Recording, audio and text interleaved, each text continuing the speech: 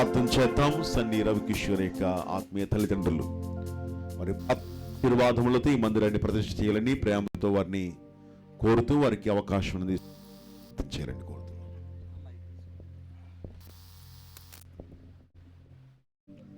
ప్రార్థన చేసుకుందాం.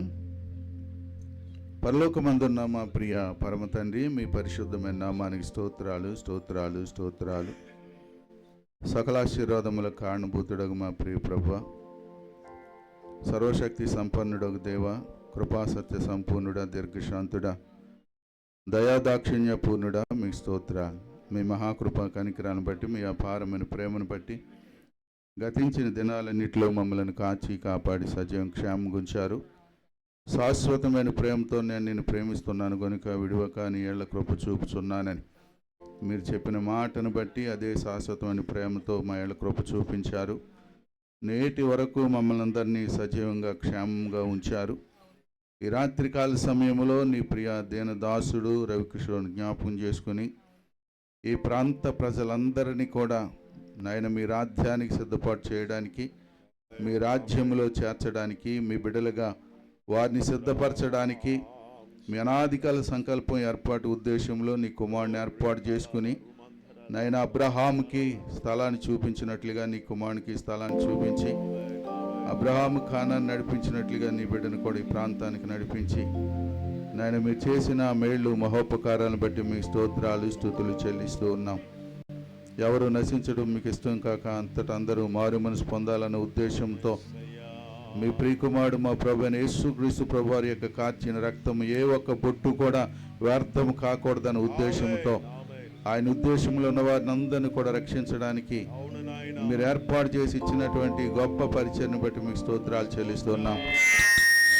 ఇంటి యజమానులు ప్రేమించి ఇంటిని వారికి మీ పని కొరకు ఇచ్చిన విధానాన్ని బట్టి మీ స్తోత్రాలు.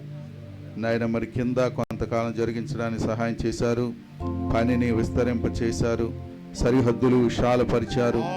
అందువలన నేను విశాలమైన స్థలం అవసరమైన సందర్భంలో పైన కూడా వేసుకోవడానికి వారికి ఇచ్చిన మంచి మనసును బట్టి మీకు స్తోత్రాలు చెల్లిస్తూ ఉన్నాం. నా తండ్రి చేత ఆకర్షించబడితేనే కానీ ఎవడు నా యొద్దకు రాడని మీరు సెలవు ఇచ్చిన మాట ప్రకారంగా మీరు ఆకర్షించి అనేక మందిని స్థలానికి తీసుకురండి. అందుకని అవసరమైనటువంటి స్థలాన్ని మందిరంగా మేము ప్రతిష్ఠిస్తూ ఉంటుండగా నీ కుమారుడు సొలొమోను ప్రార్థించిన రీతిగా ఆకాశం నుండి నాయన మీ కను దృష్టి ఈ స్థలమందు ఉంచిన ప్రభువా, ఈ స్థలమందు మీ బిడ్డలు చేయుచున్న ప్రార్థనలకు మీ సెవియొగ్గి ఆ రీతిగా సహాయం చేయండి. అందుకను ఈ మందిరాన్ని ప్రతిష్ఠిస్తూ ఉంటుండగా మీ కను దృష్టి స్థలమందు ఉంచి మీ నామహిమార్థమే జరిగించండి. మీ ఆత్మ సన్నిధి ప్రసన్నత ఈ స్థలమందు ఉంచి మీ నామహిమార్థం ఈ కార్యక్రమాన్ని జరిగించమని అడుగుతూ యేసు క్రీస్తు ప్రభువారి నామంలో అడిగి వేడుకొని మందిరాన్ని ప్రతిష్ఠిస్తున్నాము తండ్రి. ఆమేన్ ఆమేన్ ఆమేన్.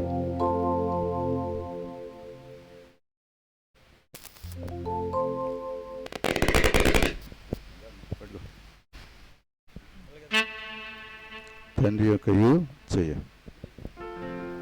కుమారుని యొక్కయు పరిశుద్ధాత్మ యొక్క నామములో ఆమేన్. హల్లెలూయా. పరిశుద్ధ పరిశుద్ధ పరిశుద్ధ ప్రభువా, దయచేసి ముందుకు రావాలని కోరుతున్నాను.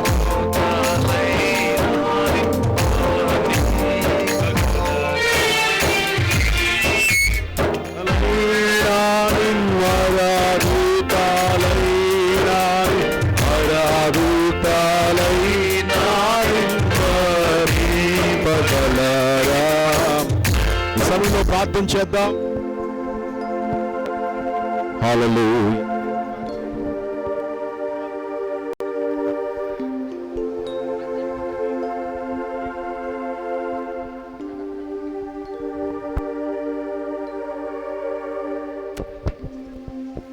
ఈ సమయంలో ప్రార్థన చేద్దాం. ఈ బలిపీఠమును ప్రార్థనా పూర్వకంగా ప్రతిష్ఠ చేద్దాం. నిత్యముగా బలిపీఠం ఎదురు దేవుడి ప్రజలతో మాట్లాడినట్లుగా ప్రతి ఆదివారం, ప్రతి శుక్రవారం, ప్రతి ప్రార్థనా కొడుకులో బలిపీఠము నుంచి తన రేమ వాక్కును దేవుడు విడుదల చేసి తన ప్రజలను తాకునట్లుగా, పరిశుద్ధాత్మ దేవుడు నేరుగా తన ప్రజలతో మాట్లాడినట్లుగా బలిపీఠమును ప్రార్థన చేసి ప్రతిష్ఠ చేద్దాం. దైవ విషయంలో వడల్లో సేవ చేస్తున్న శాంసన్నయ్య గారు ప్రార్థన చేయాలని వారిని ప్రేమతో కోరుతున్నాను. ప్రార్థన జరిగించుకుందాం. మహాపరిశుద్ధుడైన మా పరమ తండ్రి, మీ పవిత్రమైన, శ్రేష్టమైన, ఉన్నతమైన, జీవం కలిగిన, ప్రభావం కలిగిన నామానికి వందనాలు ప్రభువా. మహాగుణుడవు, మహోన్నతుడవు, విశ్వాంతరాల్లో మహోన్నతమైన నీ చిత్తాన్ని నెరవేర్చడానికి మమ్మలను లేవనెత్తి వాడుకున్న మా దేవా, నాయన నీ చిత్తము బట్టి మీ నామాన్ని స్తుతిస్తూ ఉన్నా. నాయన దైవజనులు రవికిషోర్ గారిని మీరు జ్ఞాపకం చేసుకుని స్థలమందు ప్రభువా ఒక ప్రత్యేకమైనటువంటి అభిషేకం నుంచి నడిపిస్తూ ఉన్న విధానాన్ని బట్టి వందనాలు. ఈ స్థలమునకు దీవెనకరంగాను అనేక మంది జీవితాలకు ఆశీర్వాదకరంగా ఈ పరిచరణలో ఉంచబోతున్నందుకు మీకు వందనాలు తెలియజేస్తా ఉన్నా. నిత్యము ఈ స్థలమందు నీ అగ్నిమండును గాక, నీ ప్రభావముండును గాక, నీ మహోన్నతమైన సన్నిధి స్థలమందును గాక. ఓ అగ్ని జ్వాలల వంటి స్వరూపముగు నీ దేవదూతల సంచారము ఈ స్థలమందుండును గాక. ఓ దేవుని ఆత్మశక్తి స్థలమందు పని చేయను గాక. ఓ ప్రభువా, నిత్యముగా మీరే ఈ స్థలమందు ఉండండి. ఓ నా మాట అగ్ని వంటిది కాదా, బండను బద్దలు చేయి సుత్తి లాంటిది కాదని నీ లేఖను సెలవిస్తూ ఉంది. అలాంటి బలీయమైన మాటలు ఈ స్థలమందు నాయన వాక్యము ప్రకటించబడును గాక. అనేక బండలాంటి హృదయాలు బద్దలగును గాక. మా తండ్రి మీరే ఈ స్థలమందు ఉండండి. ఆత్మనాథుడా మీరే ఈ స్థలమందు ఉండండి. మీరే ఈ స్థలమందు కార్యములు జరిగించండి దైవమా. మీరే ఈ స్థలమందు కార్యములు జరిగించండి. ఓ ఈ బలిపీఠాన్ని ప్రతిష్ఠిస్తూ ఉండగా నీ ఆత్మ తాకిడి స్థలమందు ఉంచండి నాదా. నీ ఆత్మ తాకిడి స్థలమందు ఉంచండి. ఓ మహోన్నతమైన నీ కృప ఈ స్థలమందు ఉంచండి నాయన. నీ మాటలు విస్తారంగా ఇక్కడ ప్రకటించబడును గాక. ఓ బలీయమైన ప్రత్యక్షతలు దొరుకును గాక, నూతన ప్రత్యక్షతలు దొరుకును గాక, నిత్యమన్నా దొరుకును గాక. అలాంటి కృప దైవజనుల మీద అభిషేకం నుంచి ఈ స్థలాన్ని అభిషేకిస్తూ ఉండగా ఈ బలిపీఠం మీద మీరే మీ కార్యములు జరిగించమని నాదా ఈ పరిచర్య నిశ్చితులుగా అప్పగిస్తూ యేసుక్రీస్తు వారి ఉన్నత నామములో ఈ బలిపీఠమును ప్రతిష్ఠించి అడిగి వేడుకొనుచు ఉన్నాం మా పరమ తండ్రి. ఆమేన్.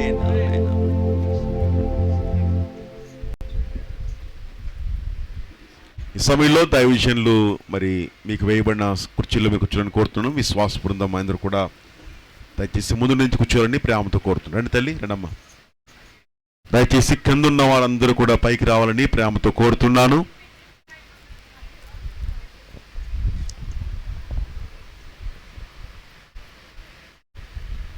అమ్మ అందరూ కూర్చోండి. పాస్టర్ గారు అలా కూర్చోండి, చేయరు.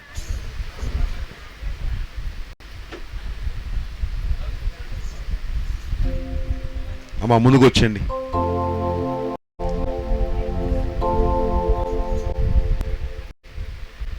దయచేసి క్రిందున్న కుటుంబ సభ్యులైన వారందరూ కూడా మరి సంఘ సభ్యులైన వారు పైకి వచ్చి ఈ ప్రాంతంలో కూర్చోవాలని కోరుతున్నాను. ఆమె ఏమై ఎక్కడి నుంచి కూర్చుంటే వచ్చిన వారు ఆ పక్కన కూర్చుంటే అవకాశం ఉంటుంది.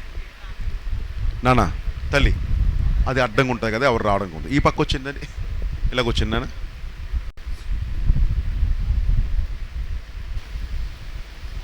నేను అక్కడ దారి కదా, ఇలాగొచ్చి ఇలాగొచ్చింది. పిల్లల ముందుకు వచ్చేయండి.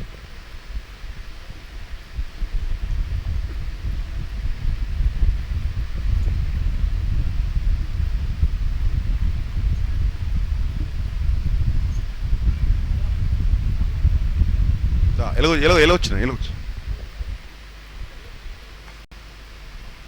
దేవునికి మహిమ కలుగునుగాక. హల్లెలూయా, హల్లెలూయా. ఈ సమయంలో ఒక ప్రత్యేకమైన పాట పాడుకున్న తర్వాత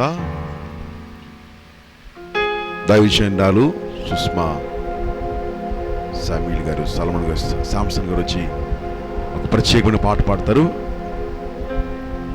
అందరూ కలిసి ఏకీభించి దేవుడిని ఆరాధన చేద్దాం, ప్రభువును మహింపరుద్దాం. దేవుడి నూతన మందిరాన్ని బట్టి ప్రభువు మహింపరుస్తూ అందరూ కలిసి దేవుడిని ఆరాధన చేద్దాం.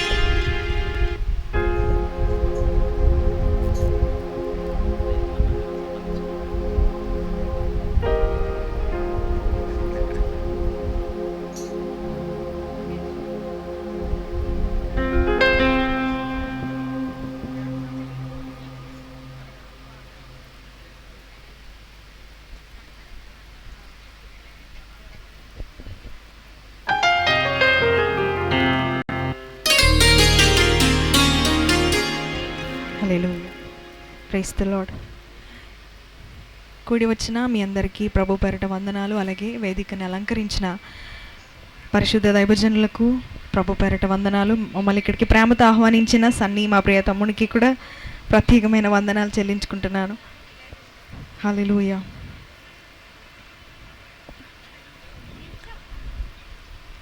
కృపగల దేవుడవు, నీ కృపలో కాపాడావు. దయగల దేవుడవు, నీ దయ మాపై చూపావు. కృపగల దేవుడవు, నీ కృపలో కాపాడావు. దయగల దేవుడవు, దయ మాపై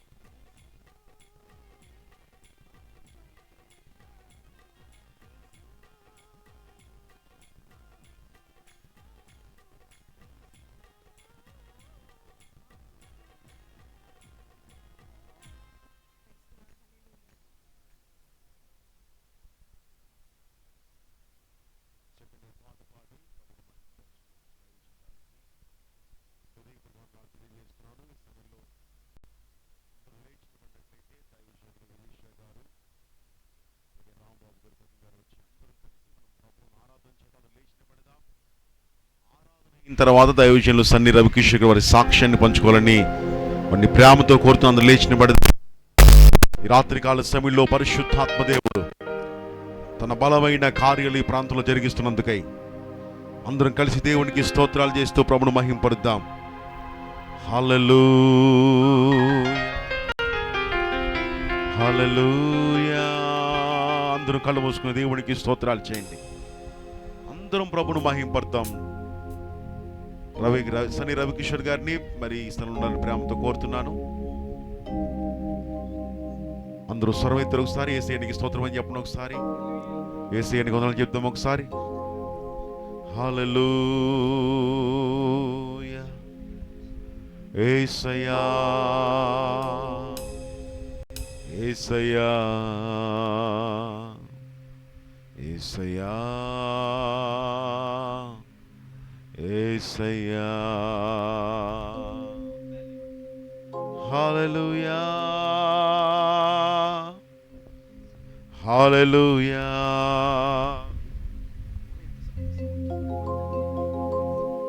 చేతుల పైకి అందరూ కూడా యేసయ్యా నీకు మహిమ, యేసయ్యా నీకు మహిమ, యేసయ్యా నీకు మహిమ, యేసయ్యా నీకు మహిమ.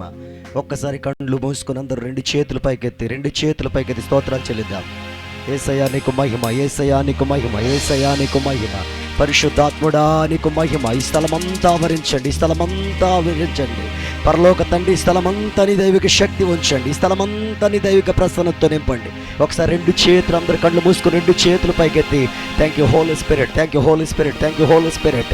యేసయ్యా నీకు మహిమ, యేసయ్యా నీకు మహిమ, యేసయ్యా నీకు మహిమ. హల్లెలూయా. ఆయన నామమునకు మాత్రమే మహిమ చెల్లిద్దాం, ఆయన నామమునకు మాత్రమే మహిమ చెల్లిద్దాం. కృతజ్ఞతాస్తుతులు చెల్లిస్తూ దేవాతి దేవునికి నమస్కారము చెల్లిస్తూ మనల్ని సృజించిన మన తండ్రి అయిన దేవుని సన్నిధికి ఒకసారి రెండు చేతుల పైకి స్తోత్రాలు చెబుదాం. బిగ్గరగా స్తోత్రం స్తోత్రం స్తోత్రం స్తోత్రం స్తోత్రం. హల్లెలూయా హల్లెలూయా హల్లెలూయా హల్లెలూయా హల్లెలూయా హల్లెలూయా. కృపయే నేనేమయ్యున్నానో నీ కృపయే. పాడదాం. కృపయే బతికియున్నానంటే నీ కృపయే. అర్హత లేకున్నా ప్రేమించావు, ఇది కేవలం నీ కృపయే. యోగ్యత లేకున్నా హెచ్చించావు, ఇది కేవలం నీ కృపయే. పాడదామందరూ కలిసి. అర్హత లేకున్నా ప్రేమించావు, ఇది కేవలం నీ కృపయే. యోగ్యత లేకున్నా హెచ్చించావు, ఇది కేవలం నీ కృపయే. చప్పలు కొడుతూ అందరూ. కృపయే నేనేమయ్యున్నానో నీ కృపయే. పాడదాం. కృపయే. దైవజనులారా, సేవకులారా, విశ్వాసులారా అందరూ చెప్పండి, ఇది నీ కృపయా. కృపయే నేనేమయ్యున్నానో నీ కృపయే. పాడలు దగ్గరగా ఈ రాత్రి అలాగే చెప్పుకుంటుగా దేవుని గొప్ప మందిర ప్రాంగణం అంతా నింపబడినట్లుగా. కృపయే నేనేమయ్యున్నామో నీ కృపయే. చప్పలు కొడదాం.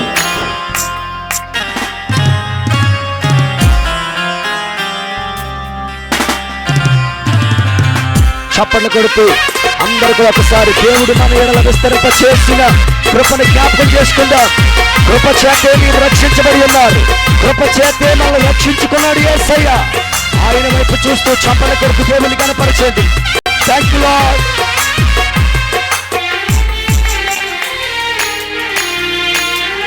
లోకం మనం చేరించినప్పుడు చేర్చుకున్న కృప యేసయ్య కృప. లోకమే నన్ను ఆకర్షింపగా, అల్లరితనము నా చుట్టూ చేరగా, ఓటమి నా బ్రతుకును హేళన చేయగా, నీ కృపతో నన్ను బలపరచితివే. ఒక్కసారి ఆ కృపను బట్టి అందరూ నోరు తెరిచి పాడదామా. లోకమే నన్ను ఆకర్షించగా, అల్లరితనము నా చుట్టూ చేరగా, ఓటమి నా బ్రతుకును హేళన చేయగా, నీ కృపతో నన్ను బలపరచితివే. ఇంతగా నన్ను హెచ్చించుటకు ఏ పాటి వాడను యేసయ్యా. ఇంతగా నన్ను ఒక్కసారి జ్ఞాపకం చేసుకుందాం. ఈ మందిర ప్రాంగణంలో ఉన్న ప్రతి ఒక్కరు దేవుని కృపను జ్ఞాపకం చేసుకోండి. నీ కృపకు ఎల్లప్పుడు కృతజ్ఞులము, నీ కృపకు ఎల్లప్పుడు కృతజ్ఞులము. పాడదాం. కృపయే కృపయే నేనేమై ఉన్నానో నీ కృపయే. అందరూ కలిసి పాడదాం. కృపయే. అందరూ జోరు కలిసి పాడదామండి. దేవుని కృప తప్ప మరొకటి కాదు. సేవకులారా, విశ్వాసులారా, దైవ జనాంగమా, దేవుని కృప తప్ప మరొకటి ఏది కాదు. థ్యాంక్ యూ పాడమలగే. Thank you holy spirit. శ్రమలు శోధనలు నన్నావరించగా, అజ్ఞానము చేనే హీనమవ్వగా, మరణపు కోరలు నా చుట్టూ చేరగా, నీ కృపతో నన్ను బ్రతికించితివే. అవును యేసయ్యా. శ్రమలు శోధనలు నన్నావరించగా, అజ్ఞానము చేనే హీనమవ్వగా, మరణపు కోరలు నా చుట్టూ చేరగా, నీ కృపతో నన్ను బ్రతికించితివే. ఇంతగా నన్ను ప్రేమించుటకు ఏ పాటి వాడను యేసయ్యా. ఇంతగా నన్ను ప్రేమించుటకు నేనే పాటి వారం. మరొకసారి మాట, మరొకసారి మాట. ఇంతగా నన్ను ప్రేమించుటకు ఏ పాటి వారము యేసయ్య. మరొకసారి చెప్దామా. ఇంతగా నన్ను చెప్పాలి, చెప్పాలి, చెప్పదరిగా చెప్పదరగా. Thank you lord. ఈ రాత్రి మీరు హెచ్చించిన విధానం కొరకు స్తోత్రాలయ్యా. నీ కృపకు ఎల్లప్పుడు కృతజ్ఞులము, నీ కృపకు ఎల్లప్పుడు కృతజ్ఞులము. కృపయే. పాడదాం. కృపయే. Thank you Jesus. Thank you lord for your glory. Thank you lord for your grace. Thank you lord. నీ బ్రతికి ఉన్నానంటే కృపయే. చెప్పండి కూడా. నీ బ్రతికి ఉన్నానంటే నీ కృపయే. నీ బ్రతికి ఉన్నానంటే నీ కృపయే. యేసయ్యా నా యేసయ్యా, యేసయ్యా. చెప్పండి కొడుతుంది. అలాగే యేసయ్యని చెప్పండి. యేసయ్యా అనే నామ పరిమళ తైలము, వేయబడిన పరిమళ తైలము. యేసయ్యాని పిలవండి. మరొక మాట ఏది వద్దు, మరొక మాట ఏది వద్దు. యేసయ్యా నా యేసయ్యా, యేసయ్యా నా యేసయ్యా, యేసయ్యా. చెప్పండి కొడుకు. అలాగే యేసయ్యా నీకు స్తోత్రం అంటూ చెప్పండి. యేసయ్యా నీకు మహిమ, యేసయ్యా నీకు ఘనత, యేసయ్యా నీకు కీర్తి. నీ నామముకు మాత్రమే మహిమ, నీ నామముకు మాత్రమే ఘనత. చెప్పండి కొడుకు దగ్గరగా. చెప్పండి కొడుకు. Thank you lord. హల్లెలూయా. రెండు చేతుల ఆకాశం వైపు ఎత్తి ఇటట్టు చూడకండి, ఇటట్టు చూడకండి. కృప నీ ముందు ఉన్నది. కృపగల దేవుడు నీ ముందు ఉన్నాడు. అర్హత లేకపోయినప్పటికీ మనకు అర్హతనిచ్చాడు. ఒక విశ్వాసిగా దేవుని పెట్టిగా ఉన్నామంటే కేవలం దేవుడు నిన్ను చేర్చుకుని అర్హతనిచ్చాడు కనుకే ఈ రోజున ఒక సేవకులుగా, ఒక సేవకురాలుగా పిలవబడ్డాడు. కేవలం దేవుని కృప అండి, మరొకటి ఏది కాదు. మెల్లగా చెప్దాం అందరి కూడా. హల్లెలూయా. ఏ పాటి వాడను యేసయ్యా, నీ కృపకు ఎల్లప్పుడు కృతజ్ఞులము. సమయంలో ప్రార్థన చేసుకుందాం. దైవజనులు రాజు గారు ప్రార్థన చేయాలని ప్రేమతో అలా ఉండండి.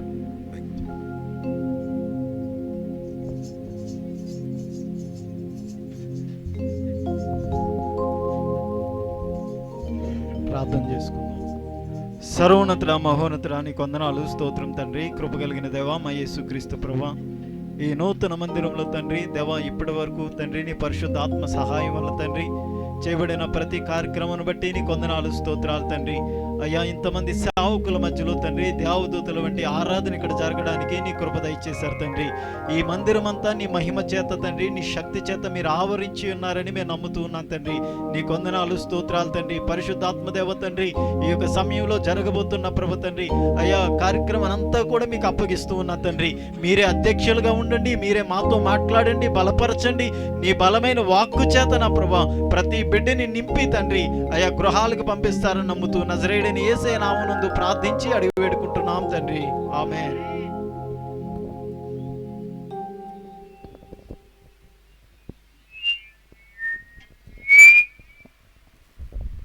అందరం ప్రశాంతం కూర్చుందాం.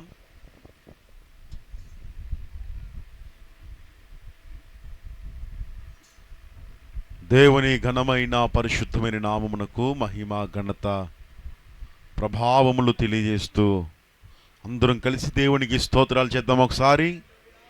హల్లెలూయా.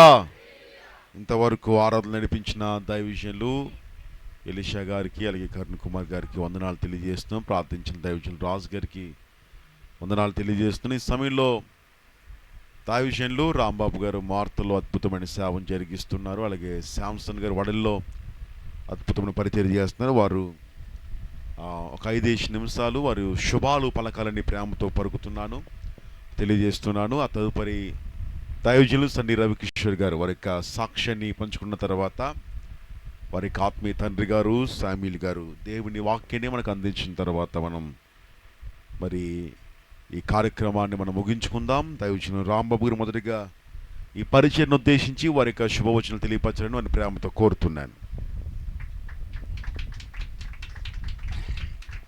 మన రక్షకుడును ప్రభువైన యేసయ్య నామములో కూడి వచ్చిన మీ అందరికీ కూడా ప్రత్యేక వందనాలు. వేదికను అలంకరించిన దైవజనులందరికీ నాకు సమయం ఇచ్చిన దైవజనుల అధ్యక్షుల వారికి కూడా నా ప్రత్యేకమైన శుభాది వందనాలు తెలియజేసుకున్నాను. అందరూ కూడా బిగ్గరగా ఒకసారి 2 చేతులు పైకెట్టి దేవుని నామానికి మహింపరుద్దాం. హల్లెలూయా. కొంచెం గట్టిగా చెప్దాం, హల్లెలూయా. రైట్.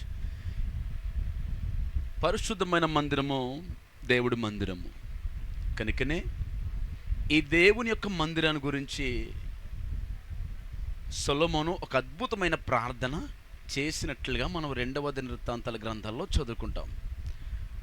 సొలొమోను అతి ప్రాముఖ్యమైన కొన్ని ప్రార్థనా అంశాలను ఖచ్చితంగా దేవుని పిల్లలుగా పిలబడుతున్న వారందరికీ దేవుడి మందిరం అంటే ఏంటో, దేవుడి మందిరం యొక్క ప్రాముఖ్యత ఏంటో, దేవుడి మందిరానికి ప్రజలందరూ కూడా రావటం వలన దేవుడితో మనతో దేవుడు కలుసుకునే విధానాన్ని గురించి చాలా విపులంగా మాట్లాడతాడు. కనుకనే సమయం చాలా సంకుచితం ఉంది కాబట్టి ఒక మాట, నిజంగా దేవుడితో మనము ఏకాంతముగా కలుసుకోవడానికి ఇదొక మంచి మార్గం ఇది.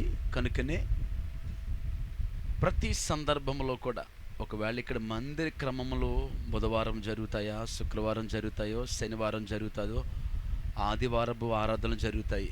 కనుకనే ప్రతి విషయములోనూ కూడా నట్టండి మనం దేవుడి మందిరానికి వచ్చి దేవుని సన్నిధిలో ప్రార్థన చేయటం వలన దేవుడు అద్భుతమైన కార్యాలు దేవుడు చేస్తాడు. సొలొమోను ప్రార్థనలో ప్రాముఖ్యమైన మాటలు కొన్ని ఉంటాయి. అందులో ఒక మాట ఏంటో తెలుసటండి, దేవుడు మందిరానికి రావడం వలనటండి మన మీద ఏలుబడి చేస్తున్న ప్రతి పాపపు శక్తుల నుంచి అటండి దేవుడు మనలందరినీ కూడా క్షమించి నీతిమంతులుగా చేసే స్థలం ఇది. మంచిగా దేవునికి స్తోత్రం చెప్పండి. అంటే దేవుడు తన దాసుడి ద్వారా ఇక్కడ మనందరితో కూడా మాట్లాడతాడు. అంటే ఆయన కనుదృష్టి ఇక్కడ ఏమవుతుందో తెలుసటండి, సంచారం చేస్తుంది. మనమందరూ కూడా మనుషులం కాబట్టి మనందరిలో కూడా చాలా బలహీనతలు ఉంటాయి. అటువంటి బలహీనులందరూ కూడా ప్రభు మందికి రావడం వలన, దేవుడి మందిరానికి రావడం వలన దేవుని వాక్యము చేత మనందరం కూడా ఒప్పింప చేయబడి మన పాపములన్నీ కూడా క్షమించబడే స్థలం ఏదైనా ఉందంటే అది ఈ పరిశుద్ధమైన దేవుని మందిరం. గట్టిగా దేవునికి మంచి స్తోత్రం చెప్పండి.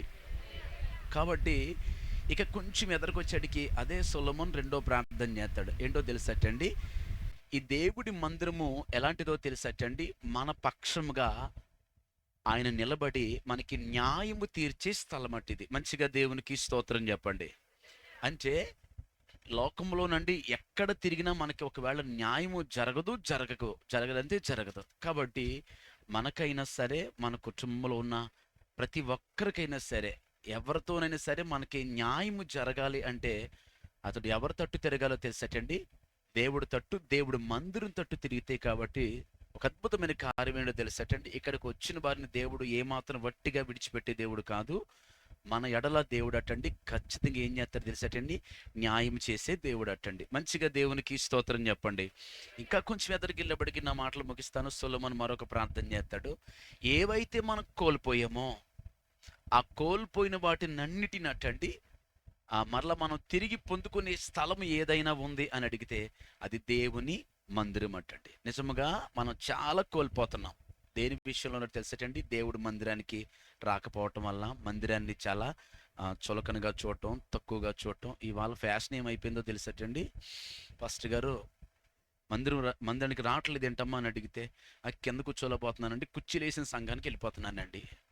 మరొక విశ్వాసాన్ని అడిగాం, అమ్మ రాలేకపోతున్నాం అని అడిగితే మందులు వాడుతున్నాను కదండి షుగర్కి, ఉడికొచ్చేస్తుందండి అయ్యారు, ఫ్యాన్ గాలి సరిపోవట్లేదండి, ఏసీ ఉన్న మందిరానికి వెళ్ళిపోతున్నానండి.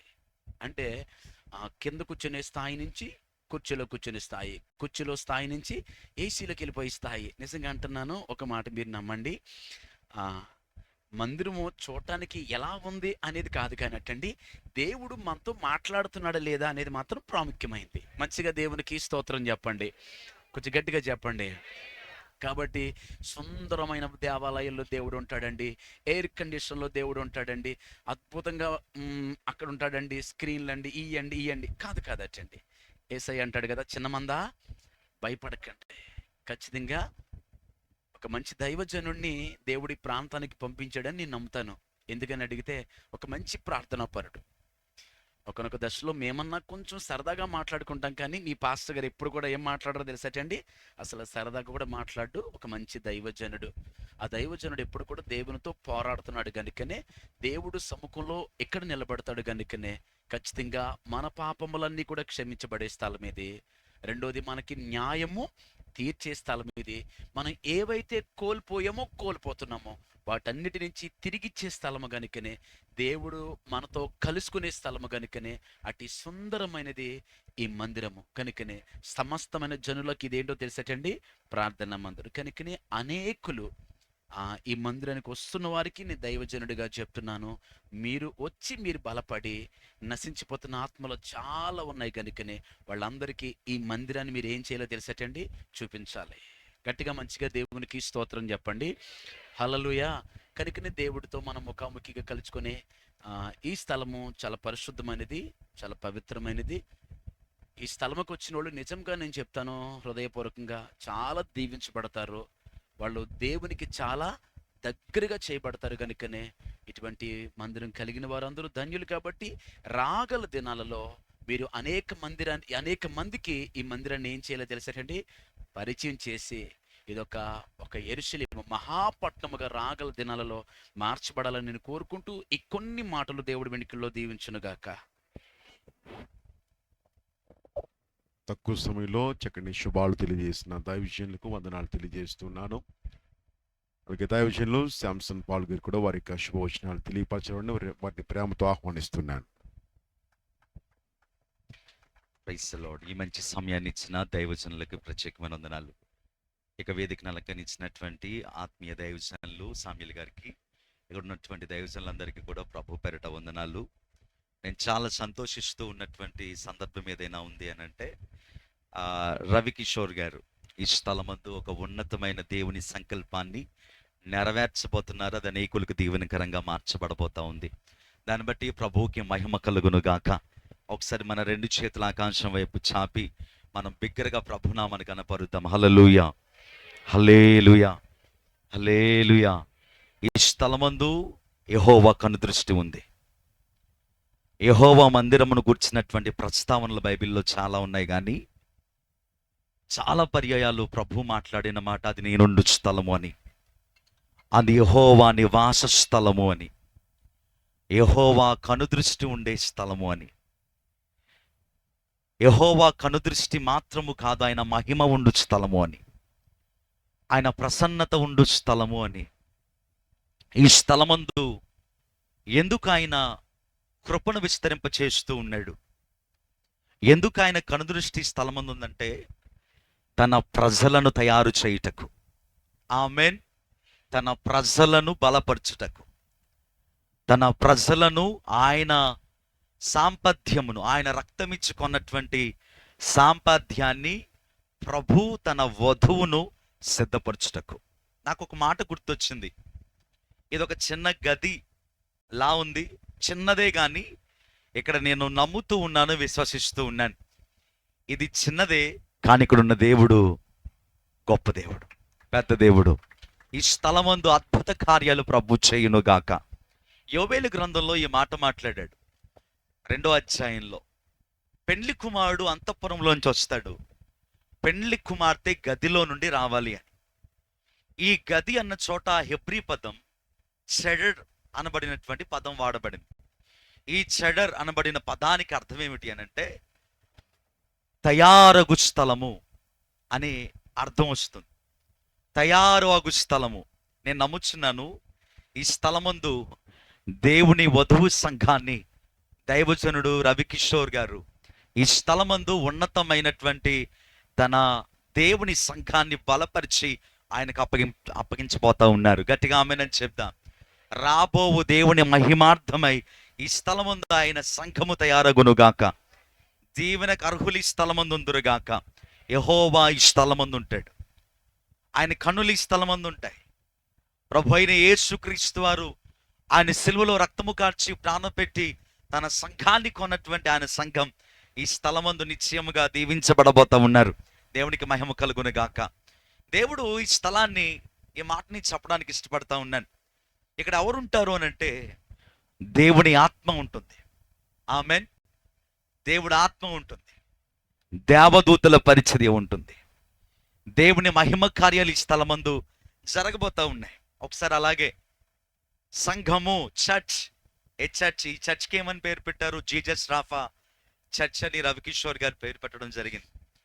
ఈ చర్చ్ సంఘము, సంఘము అనేటువంటి పదం ఎక్లేషియా అనబడినటువంటి గ్రీకు పదం నుంచి వచ్చింది. ఎక్లేషియా అనబడిన పదానికి అర్థం ఏంటంటే బయటకు పిలువబడిన వారు, లోకము నుండి, పాపము నుండి, శాపము నుండి, అపవిత్రత నుండి, లోకము నుండి బయటకు పిలువబడిన వారు. నేను నమ్ముచున్నాను ఈ పైడిపర్ర, ఈ గ్రామం, ఈ చుట్టుపక్కల వారందరినీ ఈ స్థలంలో నుండి ప్రభు పిలవబోతా ఉన్నాడు. వేవేలగా ప్రజలు రావడానికి, వారి హృదయాలు సిద్ధపడడానికి ఈ చిన్న స్థలాన్ని ప్రభు వాడుకొనును గాక. దేవుడు పిలుస్తూ ఉన్నాడు. దినమెల్లియు తన చేతులు చాపి ఆయన పిలుస్తూ ఉన్నాడు. ఈ స్థలములో దేవదూతల పరిచర్య ఉండును గాక. ఒకసారి అలాగే ఒక రాత్రి యాకోబు కలగని, ఆ కలలో ఎక్కుచ్చు ఉన్న దూతలు, దిగుచ్చు ఉన్న దూతలు ఆకాశమునకు నిచ్చెన వేయబడింది. ఆ స్థలానికి ఒక ప్రత్యేకత ఉంది అని గమనించినటువంటి ఆ వ్యక్తి యాకోబు గారు మహనయీము అని పేరు పెట్టారు. మహనయీము అనగా అర్థం ఏమిటంటే 2 సేనలు, ఎక్కుచ్చు ఉన్న దూతలు, దిగుచ్చు ఉన్న దూతలు. ఎక్కుచ్చు ఉన్న దూతలు అంటే ప్రార్థనలను మోసుకెళ్లే దూతలు. దిగుచ్చు ఉన్న దూతలు అంటే దేవుని మాటను మోసుకొచ్చే దూతలు. యేసు నామములో ఈ స్థలమందు ఎక్కుచ్చు ఉన్న దూతలు లేతురుగాక, దిగుచ్చు ఉన్న దూతల పరిచర్య ఉండునుగాక. గట్టిగా ఆమేనని చెప్దాం. సంఘాన్ని దేవుడు అలాగే పోల్చాడు. షొలమితిని గురించి మాట్లాడుతూ ఈమె మహనీయమంతా వింతైనదా అన్నాడు. సంఘము గూర్చి మహనీయమంత వింతైనదా. 2 సేనల వివరణ. వ్యూహిత సైన్య సమభీకర రూపిణియగు ఈమె ఎవరు? ఈమె సూర్యుని అంత స్వచ్ఛమును, చంద్రుని అంత అందము గలదై. వ్యూహిత సైన్యం, టెక్కిములెత్తిన సైన్యం. ఆ సైన్యం ఈ స్థలమందు తయారగునుగాక. పరలోకానికి సిద్ధపరచుటకు ఈ స్థలమందు ఒక మంచి కృపను రవికిషోర్ గారికి ప్రభు అనుగ్రహించాడు. ఈ స్థలమందు దేవుని సంఘం తయారై బలము పుంజుకొని ఈ గ్రామానికే కాదు, ఈ పరిచర్యకి మాత్రం కాదు, అనేక మందికి దీవెనకరంగా ఉండునుగాక. ఆమేన్. నిశ్చయముగా ఈ స్థలమందు దేవుడు తన ప్రసన్నత నుంచునుగాక. ఆయన కనుదృష్టితో ఈ స్థలమందు ఈ సంవత్సరాన్ని ఎలా మనం సెలబ్రేట్ చేసుకుంటా ఉన్నాం. Next year it is going to be blessed for every one, అందరికీ దీవెనకరంగా మారును గాక. కాబట్టి ఈ సమయాన్ని బట్టి ప్రభువుని స్తుతిస్తూ దైవజనులకు మరలా తిరిగి అప్పగిస్తూ ఉన్నాను. Thank you. గట్టిగా దేవునికి స్తోత్రాలు చేద్దాం ఒకసారి. హల్లెలూయా. దైవజనులు ఇరువురు పలికిన ప్రతి మాట వాగ్దానం దేవుడు నెరవేర్చునుగాక. ఆమేన్. హల్లెలూయా. ఒక్క మాటను జ్ఞాపకం చేసి నేను దైవజనులకు ఇస్తాను.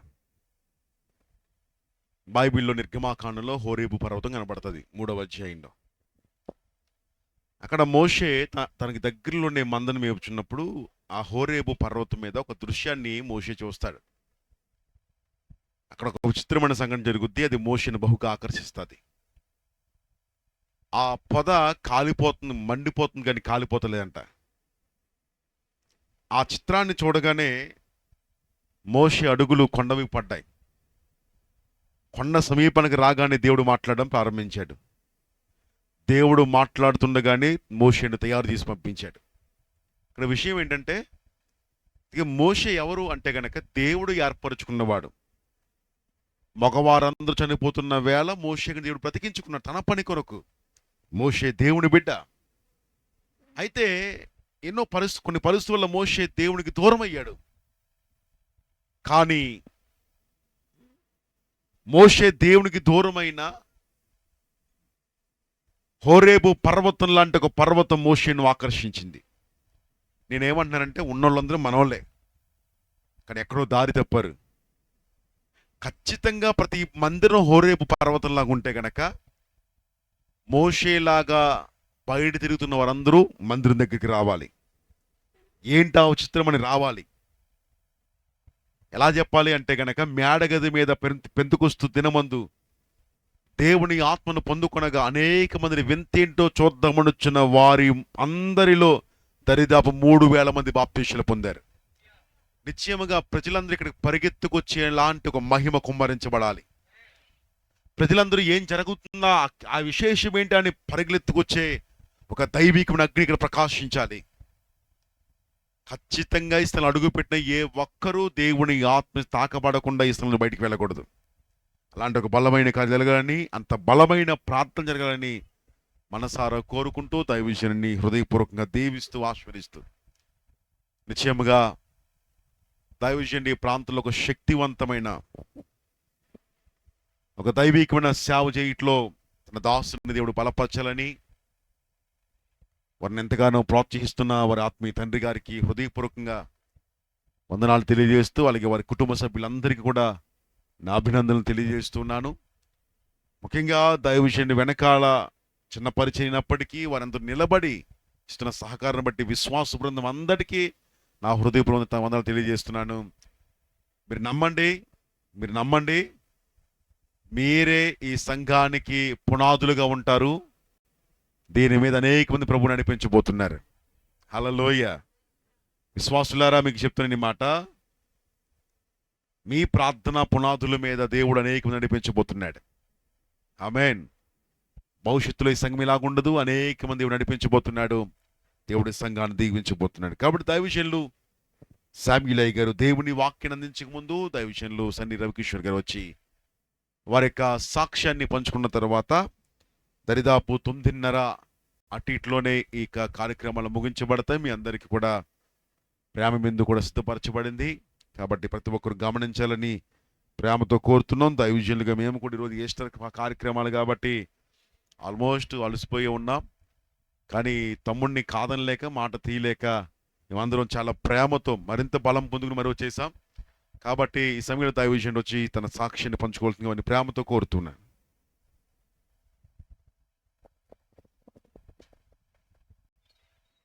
దేవాతి దేవునికి స్తోత్రాలండి.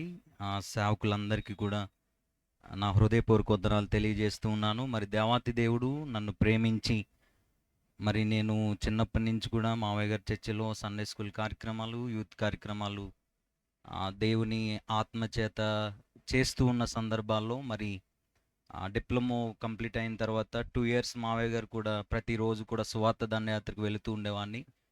అలాగూ వెళ్తున్న తదుపరి 2 సంవత్సరాలు కంప్లీట్లు అయిన తర్వాత మరి ఒక కాలేజీలో ఇన్స్ట్రక్టర్గా జాయిన్ అయ్యాను. జాయిన్ అయిన తర్వాత మరి అక్కడ ఇంకాను బలపడుతూ ముందుకు వెళ్తున్న సందర్భాల్లో దేవుడు దర్శించినప్పుడు మరి ఈ సేవకులు ఆత్మీయ తండ్రి గారి దగ్గరికి వెళ్ళి మరి సేవ చేయాలని దేవుడు ప్రేరేపిస్తూ ఉన్నారన్నప్పుడు దేవుడు బలమైన అభిషేకం ఇచ్చినప్పుడు మరి ప్రార్థన చేయడం మొదలుపెట్టాను. ఈ ప్రాంతాన్ని దేవుడు చూపించినప్పుడు మరి ఈ ప్రాంతానికి వచ్చి చాలా వీధులు తిరిగి ఎవరికీ తెలియకుండా ఈవినింగ్ టైం ఒక్కరినే వచ్చేవాడిని, ప్రార్థన చేస్తూ ఉండేవాడిని. దేవా నీ చిత్తం ఇక్కడ ఉంటే నాకు ఒక గృహాన్ని దయచేయని అడుగుతూ ఉండేవాడిని. అలాంటి పరిస్థితుల్లో నా గోల్ ఏంటంటే శూన్యంలో నుండి దేవుని పరిచర్య నేను ప్రారంభించాలి. దేవుని కొరకు ఒక బలిగా, లేదు అంటే ఎంత కష్టమైనా కూడా నేను దేవుని సేవ విడిచిపెట్టకూడదు. ఒక తీర్మానం తీసుకున్నానంటే ఏమాత్రం వెనుకంజ వేయకూడదు. అలాంటి పరిస్థితుల్లోనే ఈ సేవకు వచ్చినప్పుడు మరి ఈ ప్రాంతం వచ్చినప్పుడు ఇక్కడ ప్రార్థన చేస్తూ ఉన్నప్పుడు ప్రతి హౌస్ విజిట్ చేసేవాడిని. దేవుడు ఆ రీతిగానే మరి ఇక్కడ ఈ గృహము అసలు అన్యుల గృహం వెళ్ళు దేవుని కృప మరి వారిని దేవుడు మార్చి మరి ఈ గృహంలో మొట్టమొదటిగా ప్రారంభించాము.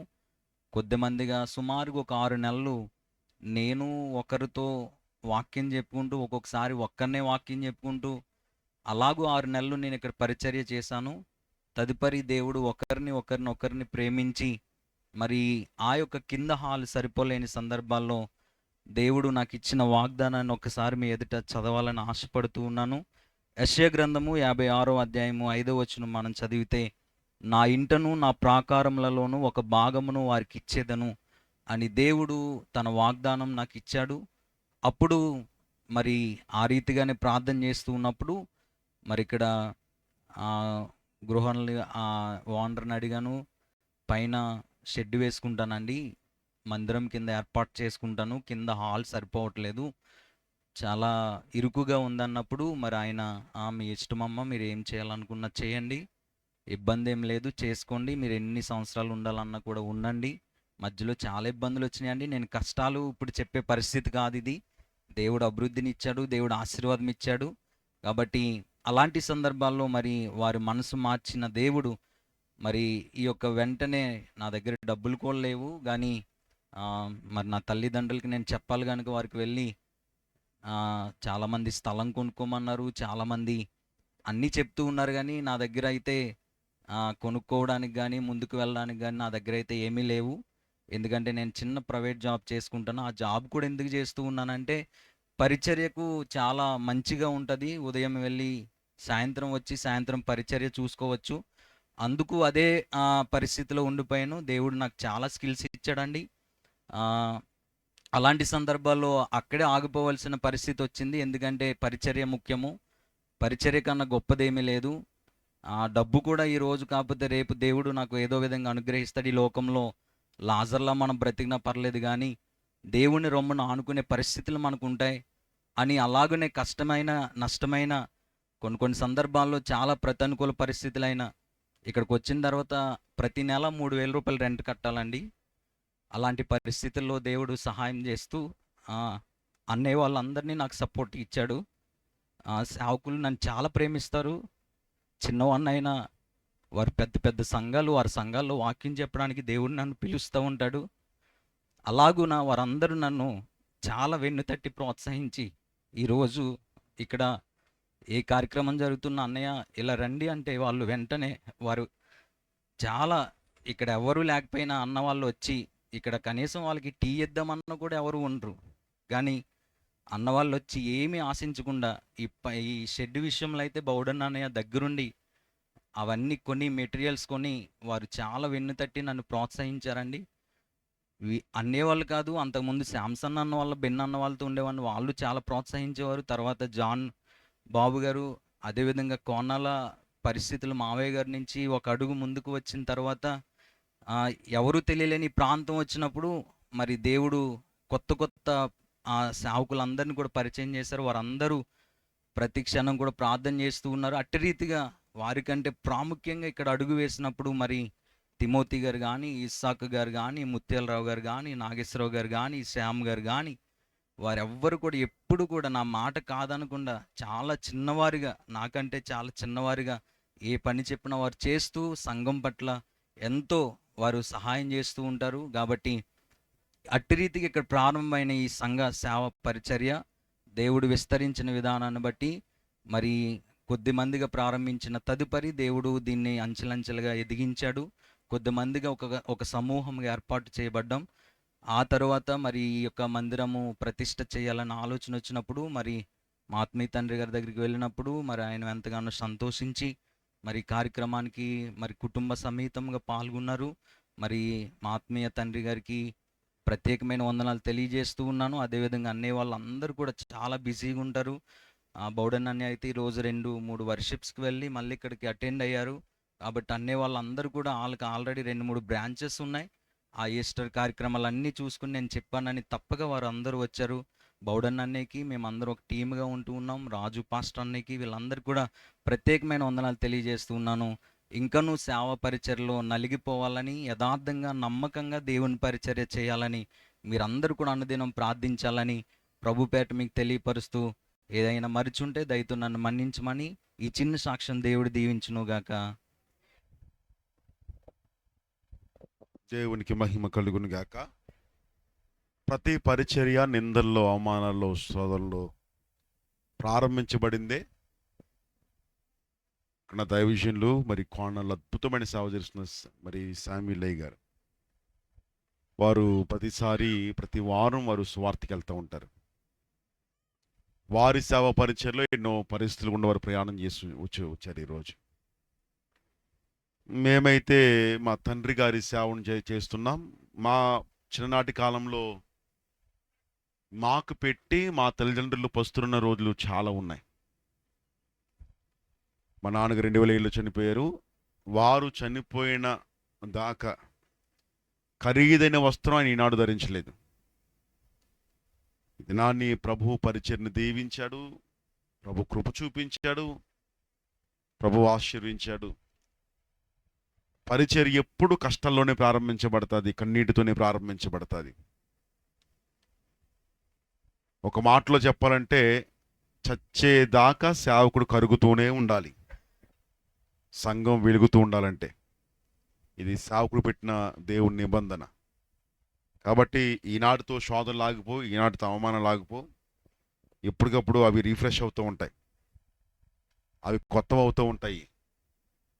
కాబట్టి అలాగున్న పరిచర్లో మరి తమ్ముడు నలుగుతూ అనేక జీవితం వెలిగించే కృప ప్రభుత్వలాగున మనం అందరం ప్రార్థన చేద్దాం. ఇక్కడ సేవను దేవుడు విస్తరించలాగానే మీరు అందరూ ప్రార్థన చేయండి. సంఘానికి చెప్పే ఒక మంచి మాట ఏంటంటే, మీరు సేవకునికి చాలా ప్రార్థన సపోర్ట్ ఇవ్వాలి. ధనం అనేది ప్రాముఖ్యత కాదు, సేవకుని కొరకు నిలబడే సంఘం కావాలి. కాబట్టి అలాగ మీరు ఉండాలని ప్రేమతో కోరుతూ, మరి సమయంలో దైవజనులు శామ్యూలయ్య గారు మనతో ఉండడం చాలా సంతోషం. దినాన్ని వారి చేతుల మీదుగా ఈ మందిర ప్రతిష్ఠాపన జరగడం మరింత దీవెనకరంగా భావిస్తూ ఈ సమయంలో వారికి ఈ సమయాన్ని అప్పగిస్తున్నాం. మనందరం కూడా దేవుని వాక్యాన్ని విందాం. సరైన సమయానికి మనందరం కూడా ఈ స్థలంలో నుంచి మనం తిరిగి వెళ్దాం. ఈ సమయంలో వారిని చప్పట్లు కొడుతూ ఆహ్వానిద్దాం.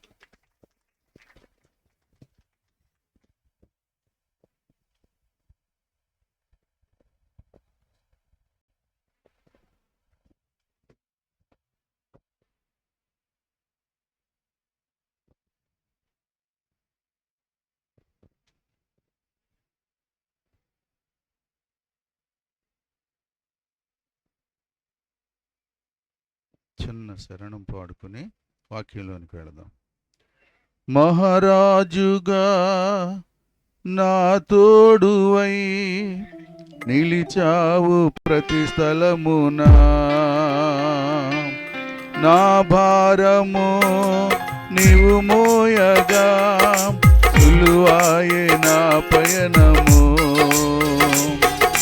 మహారాజుగా నా తోడువై నిలిచావు ప్రతి స్థలమునా, నా భారము నీవు మోయగా సులువాయే నా పయనము. నీ దయ చేతని కలిగిన క్షేమము ఎన్నడు నను వీడది.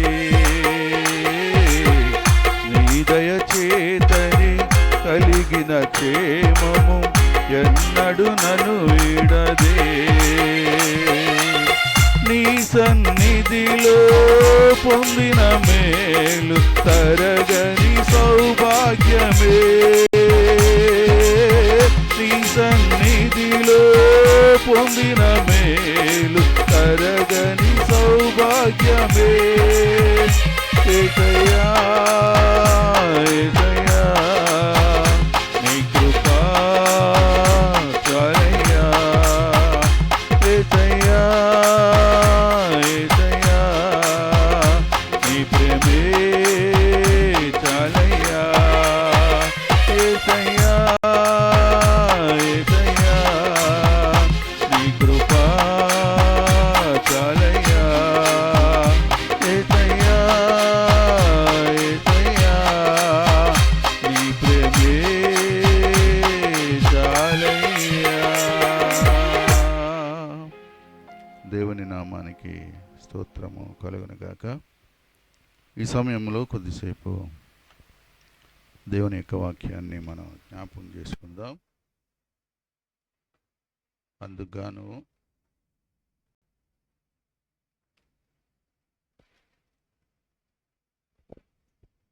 కీర్తన గ్రంథము 122వ అధ్యాయం మొదటి వచనాన్ని, రెండవదిగా కీర్తన గ్రంథము 23వ అధ్యాయం 6వ వచనం, మూడవదిగా సమూయేలు 2వ గ్రంథము 7వ అధ్యాయం 29, 26 వచనాలు. దొరికిన వారు చదవండి. కీర్తన గ్రంథం 122వ అధ్యాయం మొదటి వచనం.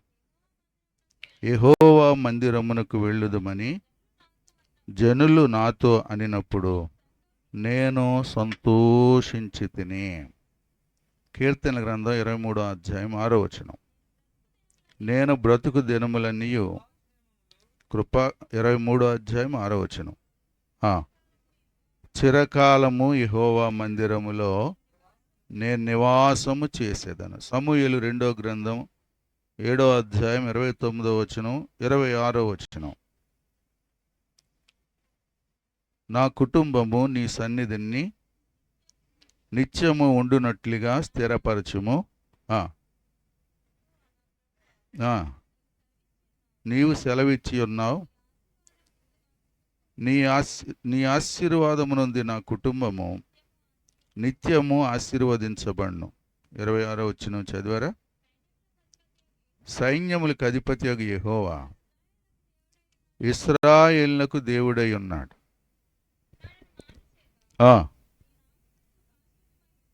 కలుగునట్లు నీ దాసుడనైన నా కుటుంబము నీ సన్నిధిని స్థిరపరచుబడునట్లు నీవు సెలవిచ్చిన మాట. చిన్న ప్రార్థన చేద్దాం. ప్రేమ కనికరం కలిగిన మా తండ్రి, మీ స్తోత్రాలు చెల్లిస్తున్నాం. మీ మహాకృప చొప్పున మరోసారి దేని దాసుడైనటువంటి నైనా సన్ని రవికిషోర్ని మీరు జ్ఞాపకం చేసుకున్నారు. కింద నుంచి పైకి తీసుకొచ్చారు. ఎబ్బేజు ప్రార్థన చేశాడు, నా సరిహద్దులు విశాలపరచుము అన్నాడు. అదే రీతిగా ప్రభా బిడ్డ యొక్క సరిహద్దులు, పరిచర్య సరిహద్దులు విశాలపరిచారు. ఉన్నతమైన విశాలానికి కూడా తీసుకెళ్ళమని ప్రార్థన చేస్తున్నాం. ఈ సమయంలో మీ మాటలు వినాలని ఆశపడుతున్నాం. మాతో సూటిగా తేటగా స్పష్టంగా మాట్లాడమని యేసు ప్రభు నామములో అడుగుచున్నాం తండ్రి, ఆమేన్. మంచిదండి. చాలా సంతోషకరమైన మరి దినము. ఈ దినము కార్యక్రమం చాలా సంతోషకరమైన కార్యక్రమం. కడుపును పుట్టిన బిడ్డ ఒక ఉన్నతమైన స్థితికి వెళుతున్నాడంటే ఆ తల్లిదండ్రులకున్న సంతోషం అంతా ఇంత కానే కాదు. మరి ఆత్మీయ బిడ్డగా మాకు అనుగ్రహించబడినటువంటి సన్ని ఎప్పటి నుంచి వాడు నా చేతిలో ఉన్నాడంటే ఆలకాడి నుంచి నా చేతిలో ఉన్నాడు. ఆలకాడి నుంచి ఎలాగున్నాడు అంటే, మేము చదువుకున్న తర్వాత ఉద్యోగాలు ఏం లేనప్పుడు కాన్వెంట్ పెట్టుకునేవాడు. నా భార్య నేను కాన్వెంట్ పెట్టేవాడు. అప్పుడు మా దగ్గర వాళ్ళు కాన్వెంట్లో జాయిన్ అయ్యేవారు. అప్పుడు వాళ్ళ దగ్గర నుంచి వాడిని స్థితి వరకు కూడా నా చేతుల్లోనే దేవుడు ఉంచాడు. దేవుని నామానికి స్తోత్రం కలుగును గాక. హల్లెలూయా. ఆశ్చర్యం ఏంటంటే వాడికి నేను పరిచర్య స్థలాన్ని చూసి పంపలా. వాడిని రక్షణ మార్గంలో నడిపించాను, నా చేతుల మీద బాప్తీసం ఇచ్చాను. మరి యవనస్తుల కూడికి నడిపించేవాడు, చక్కగా సువార్త పరిచర్యలో ఉండేవాడు. మరి ఎప్పుడు వచ్చాడో ఇక్కడ, ఎప్పుడు ఎత్తుకున్నాడో నాకు తెలియదు, కానీ ఇలా పరిచర్య ప్రారంభించామండి. మరి దాన్ని ప్రతిష్ఠ చేయాలి, స్టార్ట్ చేయాలి రండి అని చెప్పినప్పుడు మొదటిసారిగా వచ్చాం, చాలా సంతోషపడ్డాం.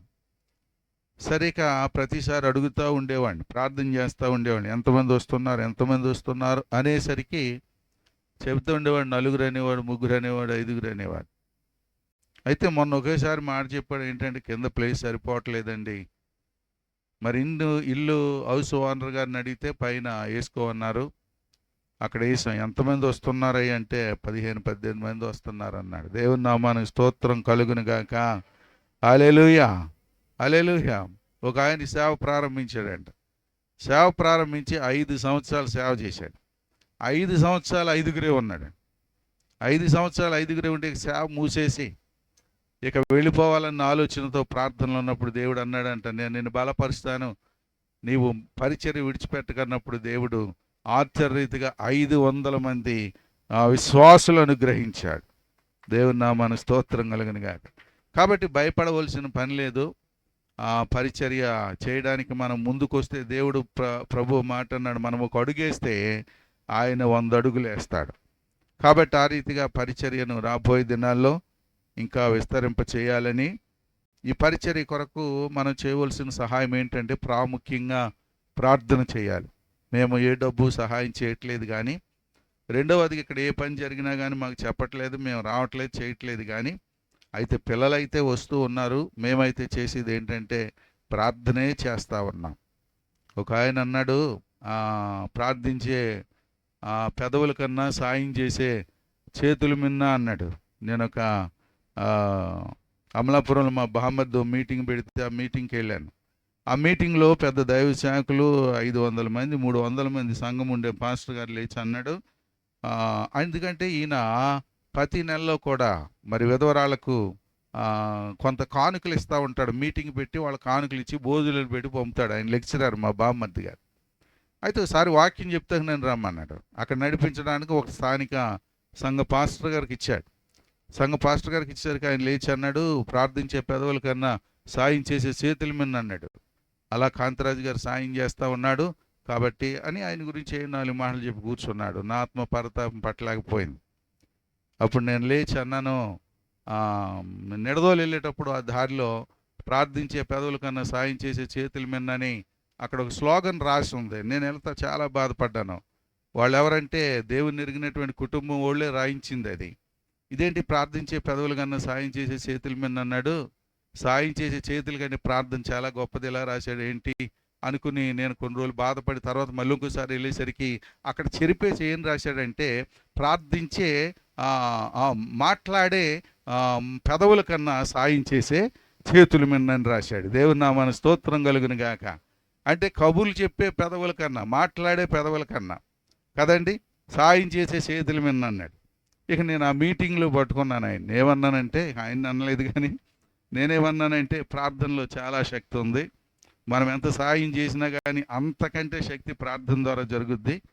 కాబట్టి ఈ లోకంలో ఎవరైనా ఏదైనా సంపాదించుకోవాలంటే నేను మా సంఘంలో కూడా చెప్తాను, ఏమంటానంటే ప్రార్థించే వారిని మీ కొరకు సంపాదించుకోండి. ప్రార్థన ద్వారా జరిగేవి చాలా గొప్ప కార్యాలు. నీకు ఒక ఆయన 1,00,00,000 రూపాయలు ఇచ్చినా కానీ ప్రాణం నిలబడద్దా? పోయే ప్రాణం. 1,00,00,000 రూపాయలు ఇచ్చిన ప్రాణం నిలబడదు, కానీ ప్రార్థన చేస్తే మాత్రం ప్రాణం నిలబడదు. కాబట్టి మీ సాయం కావాలి ఏంటనగా ప్రార్థించాలని ప్రేమపూర్వకంగా మీకు మనవి చేస్తున్నాం. మంచిది, మనం 3 వాక్యాలు మనం చదువుకున్నాం. తొందరగా నేను ముగిస్తాను. చాలా మెసేజ్ ఉంది, 3 గంటల మెసేజ్ ఉంటుంది, కానీ 30 నిమిషాలు అలాగా నేను చదివేసి మిమ్మల్ని చదవనివ్వకుండా నేనే చదివేసి వాక్యాన్ని ఆ యొక్క రెఫరెన్స్లు నేనే చెప్పి ముగిస్తాను. మీకు అంత తొందరలో ముగించాలని నేను ఆశపడతా ఉన్నాను. మరి మనం చదివిన లేఖన భాగంలో ఒక ఆయన రాసుకొస్తున్నాడు, యెహోవా మందిరానికి వెళదామని జనులు నాతో అన్నప్పుడు నేను సంతోషించానన్నాడు. చిరకాలము యెహోవా మందిరంలో నేను నివాసము చేయాలనుకున్నాను. నా కుటుంబం నిత్యం ఆయన సన్నిధిని ఉండాలి, స్థిరపరచబడాలి అన్నాడు. పద్దాక ఆయన మాట్లాడింది ఏంటంటే దేవుని మందిరంలో దేవుని సన్నిధిలో నేను ఉండాలి, నా కుటుంబం ఉండాలి. ఇదే ప్రార్థన చేశాడు. ఎవరైనా ఏమి ఆయనకి లోటు, ఎవరైనా ఎందుకు ఆ రీతిగా ప్రార్థన చేశాడని మనం జ్ఞాపకం చేసుకుంటే ఆయన ఎవరో కాదు, దావీదు మహారాజు. అర్థమైందండి? దేవుని మందిరానికి వెళదామన్నప్పుడు సంతోషించాడంట. ఎందుకు అంత ఆశీర్వదించబడ్డాడు? గొర్రెల కాపరైన వాడు, కుటుంబంలో తృణీకరించబడినవాడు, ఏ తండ్రి అనుకున్నాడు నా కొడుకులు దావీదుని తీసేశాడు, మిగిలిన వాళ్ళే లెక్కేసి సమూయేలు వెళ్తే వాళ్ళని ఆయన దగ్గర రప్పించాడు, కానీ దావీదుని ఏమాత్రం కూడా పట్టించుకోలేదు. అటువంటి సమయాల్లో అటువంటి అంతగా తృణీకరించబడినటువంటి దావీదును దేవుడు రాజుగా అభిషేకించాడు. ఎందుకు? ఏముంది అందులో సీక్రెట్ అంటే ఒకే ఒక సీక్రెట్ ఏంటంటే దేవుని మీద ఆసక్తి. దేవుని మందిరానికి వెళదామని జనులు నాతో అన్నప్పుడు మనమైతే ఏం చేస్తాం చెప్పండి? దీనికి ఏం పని ఉంది, ఆడికి ఏం పని ఉంది, తినేసి దానికి అలా చేసి పెడుతున్నాడు, వీడికి ఇలా చేసి పెడుతున్నాడు, ఎన్నో రకాలైన మాటలు అంటాం. కానీ ఆయన రాజుగారు అయ్యుండి కూడా ఆయన అంటాడు చాలా సంతోషపడ్డాడంట. అదే ఆయన ఎదుగుదలలో ఉన్నటువంటి సీక్రెట్, అదే ఆయన రాజుగా అవ్వడానికి గల సీక్రెట్. రెండవదిగా ఆయన అంటాడు చిరకాలము యెహోవా మందిరంలో నేను నివాసము చేస్తానన్నాడు కదండి. నివాసం అంటే మనం ఎక్కువ నివాసం ఎక్కడ చేస్తామండి? ఏదైనా ఊరు వెళ్ళినప్పుడు అక్కడ చేస్తామా? లేకపోతే ఏదైనా పని మీద వెళ్ళినప్పుడు అక్కడ, ఆఫీస్కి వెళ్ళినప్పుడు అక్కడ చేస్తామంటే ఎక్కడ చేస్తామంటే మన ఇంటిలోనే నివాసం చేస్తాను. ఆయన నివాసం ఎక్కడ చేయాలనుకున్నాడు తెలుసా? దేవుని మందిరములో నివాసం చేయాలనుకున్నాడు. మనము గంట సేపు కూర్చుంటే 2 గంటల సేపు చూసుకుంటే అటు చూస్తాం ఇటు చూస్తాం. అవసరమైతే హృదయంలో ఈడెక్కడ దొరికాడు అని పాస్టర్ గారిని తిట్టుకుంటూ ఉంటాం, అవసరమైతే సన్నీని కూడా తిడతా ఉంటాం. కానీ దావీదు మహారాజు అలాగ అనలేదు, దేవుని మందిరంలో నేను నివాసము చేస్తాను. అదే ఆయన రాజుగా అవ్వడానికి గల సీక్రెట్. మూడవదిగా అంతమట్టుకే కాదు, ఆయన అంటాడు నా కుటుంబము నీ సన్నిధిని ఉండాలి, నా కుటుంబము నీ సన్నిధిని స్థిరపరచబడాలి అన్నాడు. ఎప్పుడైనా కోరుకుంటాం మన కుటుంబాలతో బిడ్డలతో కలిసి దేవుని మందిరానికి మనం ఎప్పుడైనా వెళ్ళిన దినాలు ఉన్నాయేమో ఒకసారి మనం జ్ఞాపకం చేసుకుందాం. కుటుంబంతో కలిసి నేను ఇప్పుడు కూడా మా మందిరంలో చెబుతాను, మన కుటుంబంతో 5గురు ఉన్నప్పుడు 5గురు వెళ్ళి మందిరంలో కూర్చుంటే 5 ఆశీర్వాదాలు వస్తాయి. 2 వెళ్ళి కూర్చుని 3 బయట ఉంటే 2 ఆశీర్వాదాలు 3 శాపాలు వస్తాయి అని నేను మాట్లాడుతూ ఉంటాను. కాబట్టి కుటుంబం అంతా కూడా దేవుని సన్నిధిలో ఉండాలి. అయితే ఈ దినాన్న నేను మీకు జ్ఞాపం చేసేది 3 విషయాలు జ్ఞాపం చేస్తాను. దేవుని మందిరము ఎటువంటిది, దేవుని మందిరములో ఏముంటుంది, దేవుని మందిరములో మనం ఎలా ఉండాలి. 3 విషయాలు అనగా దేవుని మందిరం ఎటువంటిది అనగా దేవుని మందిరం యొక్క విశిష్టత ఏమిటి, దేవుని మందిరం యొక్క గొప్పతనం ఏమిటి అనే విషయాలు మనం జ్ఞాపకం చేసుకుంటే నేను కూలంకుషంగా మరి ఈ చదివితే నేను అన్నట్టుగా 2-3 గంటలే ఉంటుంది, కానీ చదవకుండా నేను రెఫరెన్స్లు ఇచ్చి మీకు చెప్పి ముందుకు నేను వెళ్ళిపోతూ ఉంటాను. అవసరమైతే మీరు ఇంటి దగ్గర చదువుకోండి, ధ్యానించుకోండి, దేవుడు గొప్ప విషయాలు మీకు తెలియపరుస్తాడు.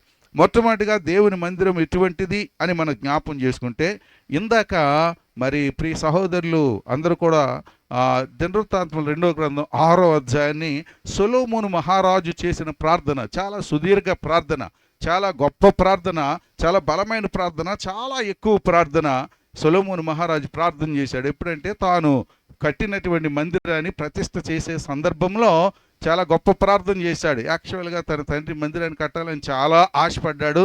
అయితే దేవుడే ఆపేశాడు, నువ్వు కట్టొద్దయ్యా, ఎందుకంటే నువ్వు చేతులు రక్తాన్ని చిందించాయి కాబట్టి నీ కడుపును పుట్టబోయే బిడ్డ మందిరాన్ని నాకు కట్టాలి, నువ్వు మాత్రం కట్టొద్దంటే దావీదు చనిపోయే ముందు మందిరానికి కావలసినవన్నీ కూడా సంపాదించి బంగారం, వెండి, దేవదారు, మ్రాణులు అన్నీ కూడా సంపాదించి మరి దావీదు చనిపోయినట్లుగా మనం జ్ఞాపకం చేసుకుంటాం. తర్వాత తన కుమారుడైన సొలొమోను మందిరాన్ని కట్టాడు.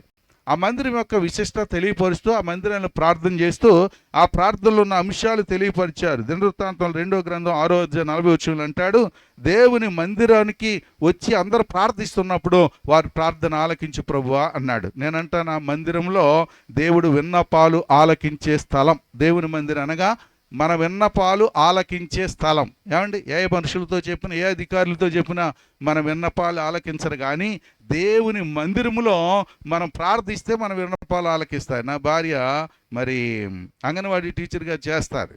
ఆ పోస్ట్కి వెళ్ళే సందర్భంలో ఊళ్ళో ఉన్నటువంటి అధికారులు పోస్ట్ వేయాలి కాబట్టి వాళ్ళ దగ్గరికి వెళ్ళి అన్నాను, బతిమాలను, వాళ్ళని తీసిరా ఎలా తీసిరా అన్నాడు.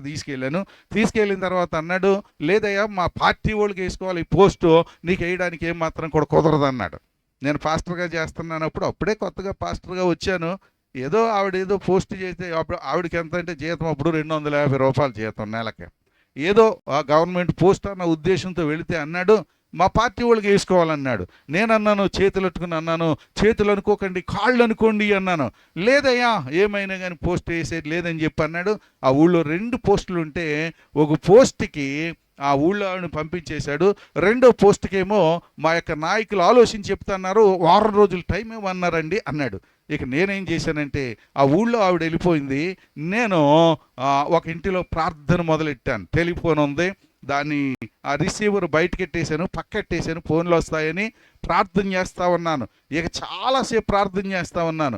ఆయన మోకాళ్ళ మీద పడి ప్రార్థన చేస్తూ ఉంటే కాసేపటికి ఒక వ్యక్తి వచ్చాడు.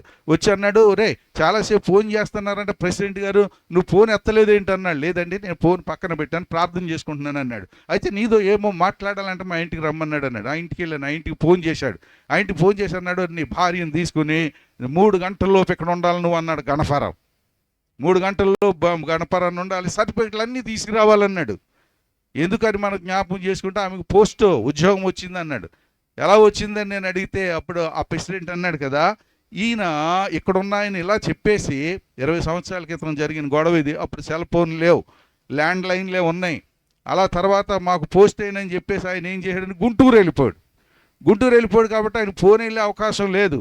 అక్కడికి వెళ్ళిన తర్వాత ప్రెసిడెంట్తో ఆయన చెప్పింది ఏంటంటే, మా ప్రెసిడెంట్ గారు ఒక్క ఆయన్నే పంపారండి, రెండో ఆవిడకి ఒక వారం రోజులు టైం ఇమ్మన్నారండి అన్నాడు. అప్పుడు ఆయన అన్నారు ఆఫీసర్లు, రెండో ఆవిడకి వారం రోజులు టైం కాదు, ఈ 5 గంటల లోపు ఆవిడని జాయిన్ చేస్తే జాయిన్ చేయండి, లేకపోతే ఆ పోస్ట్ క్యాన్సిల్ అయిపోద్ది అన్నాడు. ఈ ప్రెసిడెంట్ ఏం చేయాలి అర్థం కాక ఆ వెళ్ళిపోయిన ఆయనకి ఫోన్ చేయడానికేమో, నాయకుడు ఫోన్ చేయడానికేమో ఫోన్ లేదు.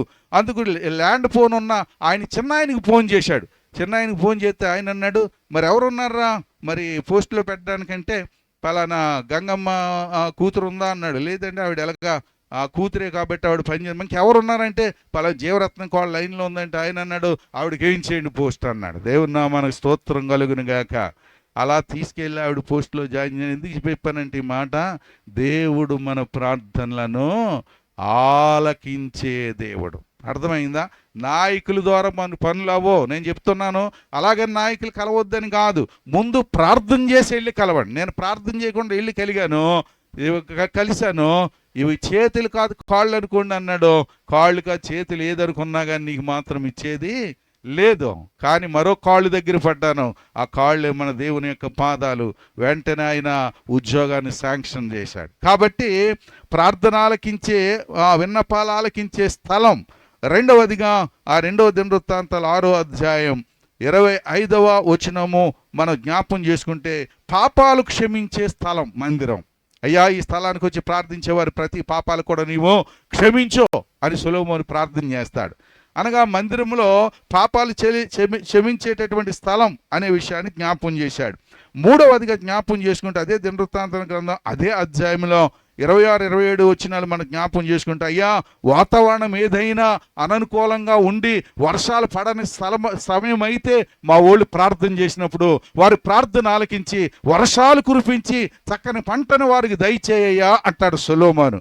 అనగా ఆ మందిరములో ప్రార్థన చేస్తే ఆ మందిరము వాతావరణాన్ని మార్చేటటువంటి పరిస్థితిని తీసుకొస్తారు. దేవుని నామానికి స్తోత్రం కలుగును గాక. అందుకనే ఏలియా మన వంటి స్వభావం గల మనుషుడే కానీ వర్షం కొన్నాడు. అతను 3 సంవత్సరాలు ప్రార్థన చేయగా 3.5 సంవత్సరాలు ఆకాశంలో వర్షము కురవలేదని జ్ఞాపం చేసుకుంటాం. 4వదిగా అదే దినవృత్తాంతం 6వ అధ్యాయం 28, 29 వచనాలు మనం జ్ఞాపం చేసుకుంటే, మా వాళ్ళకి ఏదైనా ఆర్థిక ఇబ్బందులు వచ్చినప్పుడు, అనగా తెగుళ్ళు వచ్చినప్పుడు, రోగాలు వచ్చినప్పుడు, కరువు వచ్చినప్పుడు వారు ప్రార్థించినప్పుడు సహాయం చేయి ప్రభు అన్నాడు. కరువు అంటే ఆర్థిక ఇబ్బంది, అనగా మందిరము ఒక బ్యాంక్ లాంటిది, ఆర్థిక ఇబ్బంది తీర్చేది. 2వదిగా రోగాలు వచ్చినప్పుడు నువ్వు బాగు చేయి ప్రభు అని ప్రార్థన చేశాడు. అనగా మందిరంలో చేసే ప్రార్థన ఒక హాస్పిటల్ లాగా స్వస్థత ఇచ్చేటటువంటి స్థలం, బ్యాంక్ లాంటిది, హాస్పిటల్ లాంటిది. 3వదిగా మనకు 5వదిగా జ్ఞాపం చేసుకుంటే అదే దినవృత్తాంతం 2వ గ్రంథం 6వ అధ్యాయం 22, 23 వచనాల్లో జ్ఞాపం చేసుకుంటే, మా వాళ్ళకి ఏదైనా అన్యాయం జరిగినప్పుడు ప్రభువా నీవే న్యాయం తీర్చు అన్నాడు. అనగా మందిరం అనేది ఒక కోర్టు లాంటిది ప్రియమైన వాళ్ళారా.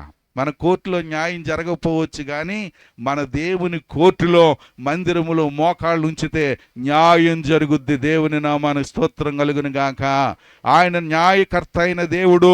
లోకసువార్త 18 అధ్యాయాలు విసుకొక నిత్యము ప్రార్థన చేయాలని చెప్పినప్పుడు ఒక విధవరాల్ని జ్ఞాపం చేసి, అన్యాయస్తుడైన న్యాయాధిపతిని జ్ఞాపం చేసి పదే పదే ఆమె పట్టు వదలక అడుగుతూ ఉండగా ఈమె గోలొదిలించుకోవాలని న్యాయం తీర్చాలనుకున్నాడు. అంతకంటే మన దేవుడు గొప్పవాడు. ఆయన తన బిడ్డలు ప్రార్థిస్తూ ఉండగా వారికి న్యాయము తీర్చడా అని అందులో మాట్లాడుతూ ఉంటాడు. కాబట్టి మందిరం అనేది ఒక కోర్టు లాంటిది, న్యాయాన్ని తీర్చేటటువంటి స్థలం. అదే 2వ దినవృత్తాంతముల గ్రంథంలో అదే ప్రార్థనలో 6వ అధ్యాయం 34వ వచనంలో మనం జ్ఞాపం చేసుకుంటే, అయ్యా మా బిడ్డలకు సంరక్షణ లేని సమయాల్లో నువ్వు సంరక్షణ దయచేయని ప్రార్థన చేస్తాడు. అనగా అదొక పోలీస్ స్టేషన్ లాంటిది, సంరక్షణ ఇచ్చేటటువంటి స్థలం.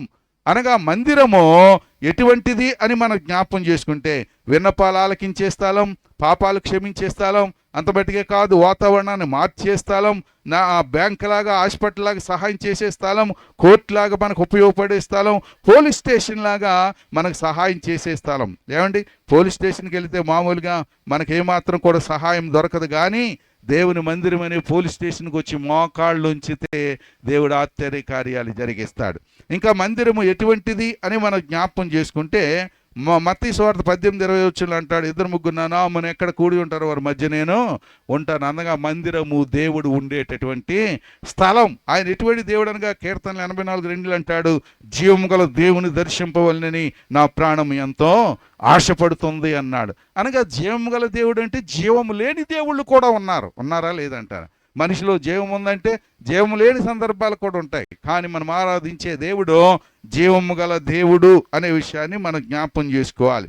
ఇంకా మందిరములు ఏముంటుందంటే, యెషయా గ్రంథం 2వ అధ్యాయం 2-3 వచనాలు అంటాడు, దేవుని మందిరములో దేవుని బోధ ఉంటుంది. ఏముంటుందండి? దేవుని బోధ ఉంటుంది. ఇక మందిరంలో ఏముంటుందంటే, యెషయా 56:7 అంటాడు, నా మందిరములో వారిని ఆనందింపజేస్తాను అన్నాడు. మందిరంలో ఏముంటుందంటే ఆనందం ఉంటుంది. ఓ భక్తుడు అన్నాడు, సంతోషం ఎక్కడ ఉందని, సమాధానం ఎక్కడ దొరికినని జగమంతా వెతికాను, జనులందరూ వెతికాను, కానీ ఆ సంతోషం నీలోనే కనుగొన్నానయ్యా అని భక్తుడు పాట పాడతాడు. కానీ మందిరంలో ఏమున్నదంట? ఆనందం ఉంది. ఇంకా మందిరంలో ఎటువంటిదంటే, కీర్తన 16:11 అంటాడు, నీ సన్నిధిని సంపూర్ణ సంతోషం. సంతోషం ఉంది అనొచ్చు కదా, సంపూర్ణ సంతోషం, కొలత లేని సంతోషం, కొరత లేనటువంటి సంతోషం, నిండుగా పొర్లిపోయే సంతోషం, ఎక్కడ దొరకని సంతోషం, ఎవరు ఇవ్వలేని సంతోషం. మందిరంలో సంపూర్ణ సంతోషం ఉందనే విషయాన్ని మనం జ్ఞాపకం చేసుకుంటూ ఉన్నాం. ఇంకా మందిరం ఎటువంటిదనగా, కీర్తన 36:8 అంటాడు, నీ మందిరం యొక్క సమృద్ధి వలన వారు సంతృప్తి పొందుతారు. మందిరంలో సమృద్ధి ఉందండి. ఏ కొరత ఉన్నా, ఇబ్బంది ఉన్నా, ఏ లోటు ఉన్నా కానీ మందిరానికి వచ్చినట్లయితే సమృద్ధిగా దేవుడు మరి మన జీవితాల్లో కార్యాలు చేస్తాడని నేను మీకు తెలియపరుస్తున్నాను. ఇంకా మందిరం ఎటువంటిదనగా, కీర్తన 65:4 అంటాడు, నీ మందిరములోని మేలు చేత మేము తృప్తి పొందేదము అంటాడు. మందిరంలో ఏమున్నదనగా మేలు ఉన్నది. ఏమున్నదండి? మేలు ఉన్నది. ఇంకా మందిరం ఎటువంటిదని మనం జ్ఞాపకం చేసుకుంటే, యెషయా గ్రంథం 23వ అధ్యాయం 18 అంటాడు, యెహోవా సన్నిధి నివసించు వారికి భోజనమునకును ప్రశస్త వస్త్రములకును ఏ విధమైన కొరత ఉండదు అనే మాట మాట్లాడుతాం. అందుకనే దావీదు మహారాజు అంటాడు, నా జీవితకాలం అంతయు యెహోవా మందిరములో, నేను బ్రతికి దినములన్నీ యెహోవా మందిరములో నేను నివసింపగోరుచున్నాను. కీర్తనకారుడు 84:4 అంటాడు, నీ మందిరములో నివసించు జనులు, నీ మందిరములో నివసించేవారు ధన్యులు అనే మాట. ధన్యులు అనగా దీవించబడిన వారు, ఆశీర్వదించబడిన వారు, భాగ్యవంతులు అనే మాట మనం జ్ఞాపకం చేసుకోవాలి. 116వ కీర్తన 9వ వచనం అంటాడు, సజీవులు ఉన్న దేశంలో యెహోవా సన్నిధిని నేను కాలము గడుపుదును. ఇవన్నీ కూడా దావీదు మహారాజు చెప్పినవే. దేవుని సన్నిధిని కాలం గడుపుతాను, దేవుని సన్నిధిని నివసిస్తాను, దేవుని సన్నిధిని నేను ఉంటాను, దేవుని సన్నిధిని బ్రతుకుతాను. ఏమంటే అందుకనే దావీదు మహారాజుని దేవుడు అంత గొప్ప ఉన్నతమైన స్థితికి తీసుకెళ్ళాడనే విషయాన్ని నేను మీకు జ్ఞాపకం చేస్తా ఉన్నాను. కాబట్టి మందిరం ఎటువంటిదో మనం జ్ఞాపకం చేసుకున్నాం. దీన్ని బట్టి మందిరానికి వచ్చే విషయంలో, వెళ్ళే విషయంలో ఏమాత్రం కూడా ఆలోచించకూడదనే విషయాన్ని నేను జ్ఞాపకం చేయ. భక్తుడు అన్నాడు, అందరికంటే ముందొచ్చి అందరికంటే వెనకాల వెళ్ళే వాళ్ళని దేవుడు ఆశీర్వదిస్తాడంట. చాలామంది ప్రారంభం అయిపోయి కొంతమంది వస్తూ ఉంటారు. ఓ గ్రూప్ ఏమో పాటలు అయిపోయిన తర్వాత వచ్చే గ్రూప్ ఉంటారు, ఓ గ్రూప్ ఏమో వాక్యం అయిపోయిన తర్వాత వచ్చే గ్రూప్ ఉంటుంది, ఒక గ్రూప్ ఏమో చివరి ప్రార్థన ఆశీర్వాదానికి వచ్చే గ్రూప్ ఉంటారు. కానీ మందిరానికి ఎప్పుడు రావాలంట? నేను సినిమాలు చూసే టైంలో అనుకునేవాడిని, సినిమా హాల్లో తెర ఉంటుంది కదా, వెండి తెర మీద మరొక తెర ఉంటుంది. ఆ తెర తీసేస్తే నాకు సినిమాకి వెళ్ళబుద్ధి అయ్యేది కాదు.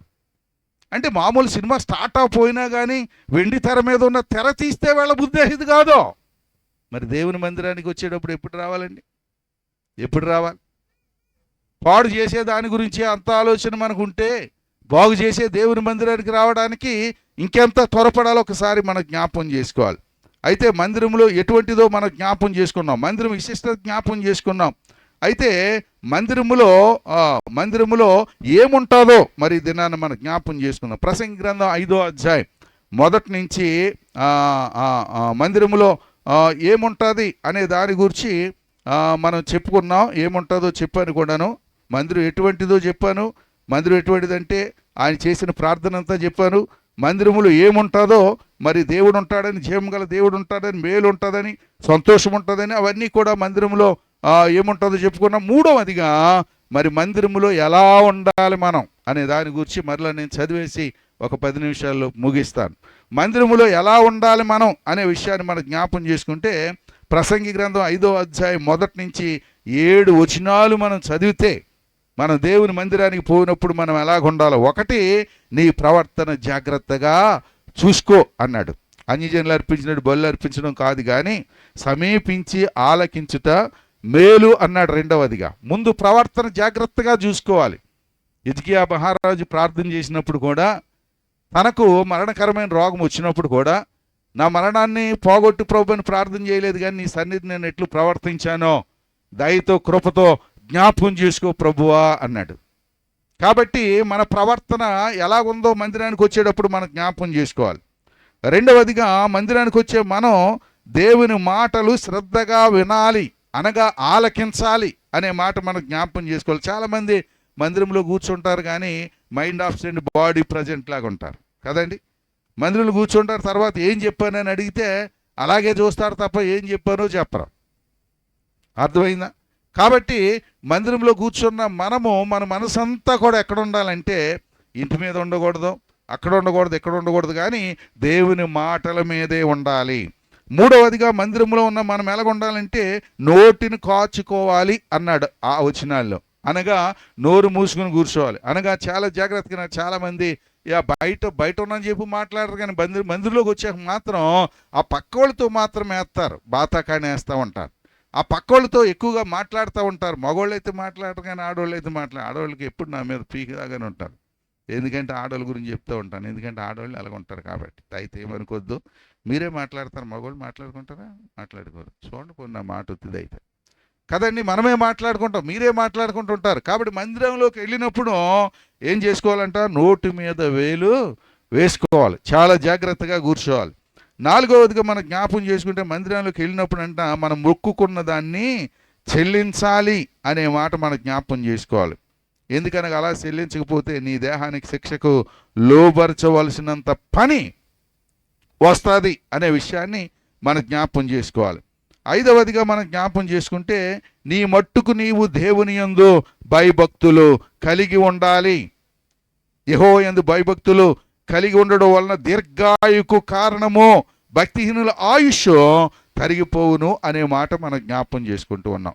కాబట్టి దేవుని మందిరానికి వెళ్ళినప్పుడు మనం ఎలాగుండాలంటే మన నోటిని చాలా జాగ్రత్తగా కాసుకోవాలి అనే విషయాన్ని మీకు జ్ఞాపం చేస్తూ ఉన్నాను. కాబట్టి ఇంకా మనం దేవుని మందిరములో ఉన్నప్పుడు ఎలాగుండాలి అనే విషయాన్ని మనం జ్ఞాపం చేసుకుంటే దేవుని మందిరములోకి వెళ్ళినప్పుడు అది తేజో మహిమ నిలుసు స్థలమని ఎరిగి ఆ మందిరాన్ని మనం ప్రేమించాలి.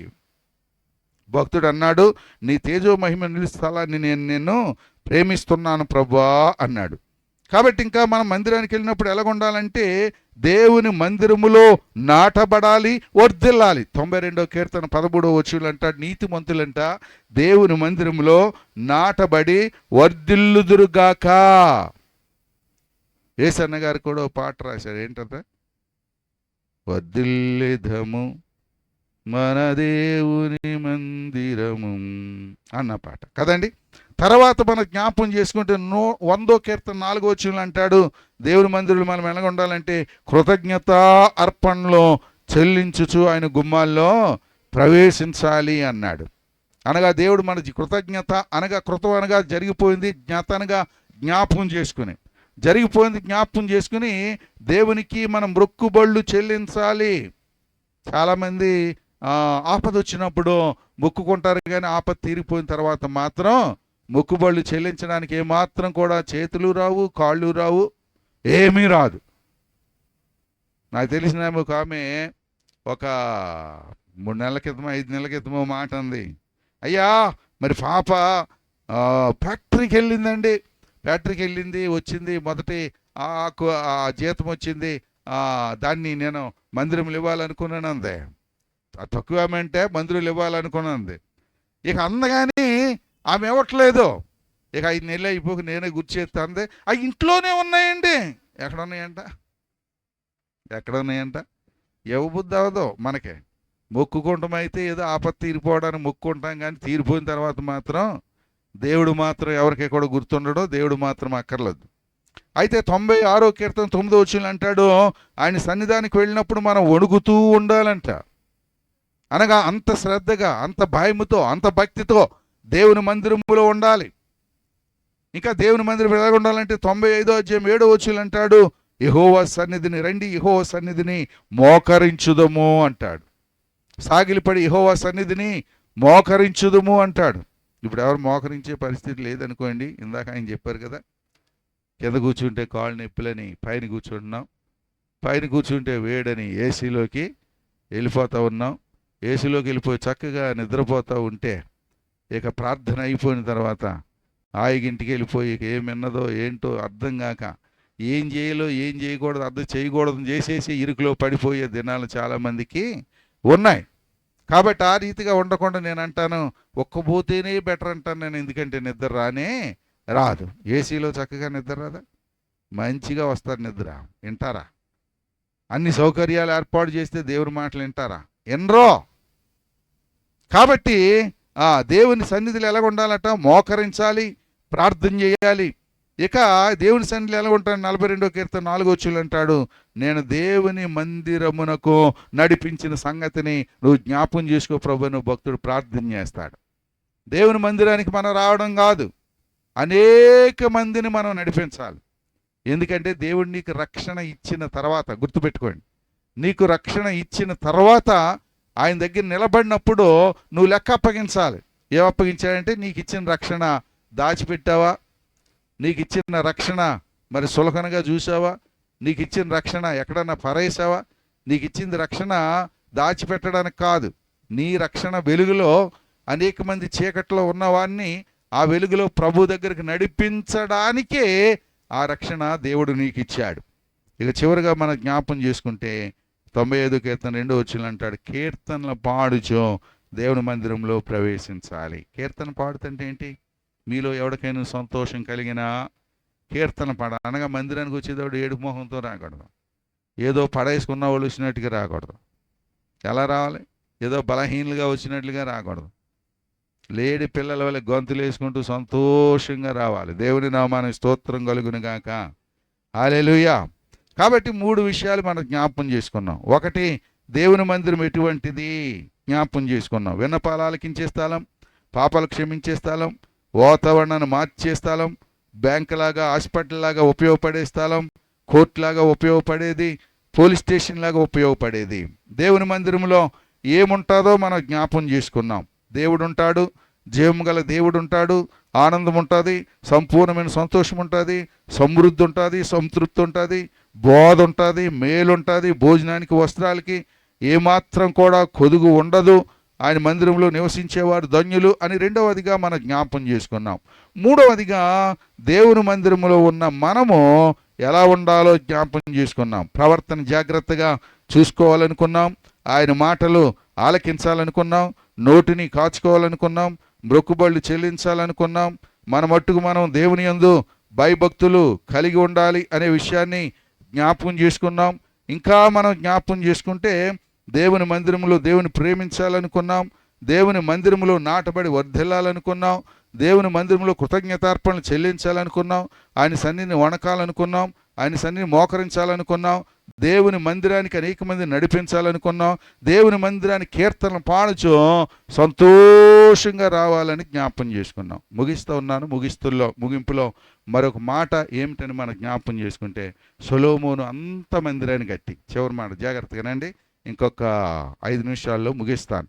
సొలొమోను అంత మందిరాన్ని కట్టి దేవునికి ప్రతిష్ఠిస్తే, సొలొమోను కట్టిన మందిరం దేవునికి ఇష్టం లేక తానే ఒక మందిరాన్ని కట్టుకోవాలనుకున్నాడు. అర్థమైందా మీకు? తానే ఒక మందిరం కట్టుకుని తన చేతులతో కట్టుకున్న మందిరంలో ఆయన నివసించాలి అని ఆశపడ్డాడు. సొలొమోను కట్టుకున్న మందిరము చాలా విలువైన వస్తువులతో కట్టాడు. సొలొమోను దేవునికి కట్టాడు. కానీ దేవుడే కట్టుకోవాలనుకున్న మందిరము ఇంకా విలువైన దానితో కట్టాడు. దేంతో కట్టాడు? కొరింథీయుల మొదటి పత్రిక 6వ అధ్యాయం 19 అంటాడు, మీ దేహము దేవుని వల్ల మీకు అనుగ్రహించబడి మీలోని పరిశుద్ధ ఆత్మక ఆలయం ఉన్నదని మీరు ఎరుగరా? మీరు మీ సొత్తు కారు విలువ పెట్టి కొనబడిన వారు. ఏటి ఆ విలువ? యేసు రక్తము కదండి. మన రక్తానికి విలువ ఉందేమో కానీ యేసు రక్తానికి వేళ కట్టలేం పిలువైనలారా. యేసు రక్తంతో కట్టుకున్నాడు ఆయన ఆలయాన్ని. ఆ ఆలయం ఎవరనగా మనమే. మరి మందిరం ఎందుకనగా ఈ ఆలయము దినదినము కట్టబడడానికి మందిరము అవసరమైంది. ఇప్పుడు దేవునికి మందిరం అక్కర్లా. నువ్వు చెట్టు దగ్గర కూర్చుంటే నీవే మందిరం, అదే మందిరం, నీవే ఆలయం. ఆయనకు కావలసింది నీవు. అంత పెద్ద మందిరాన్ని కట్టిన సొలొమోను కట్టిన ఆ మందిరంలో నేను ఉండను, కానీ నేను కట్టుకున్న చిన్న మందిరంలో నీ గుండె ఎంత ఉంటుందో తెలుసా? నీ గుప్పెడు ఎంత ఉందో అంతే ఉంటుంది. మహాకాశములు పట్టుచాలని దేవుడు నీ పిడికిలంత మందిరంలో నీ గుండెలో ఉండడానికి నివసించాడంటే ఎంతగా తన్ను తాను తగ్గించుకున్నాడో ఒకసారి మనం జ్ఞాపం చేసుకోవాలి. మీరు మన ప్రభు అయిన యేసుక్రీస్తు కృపను ఎరుగుదురు కదా.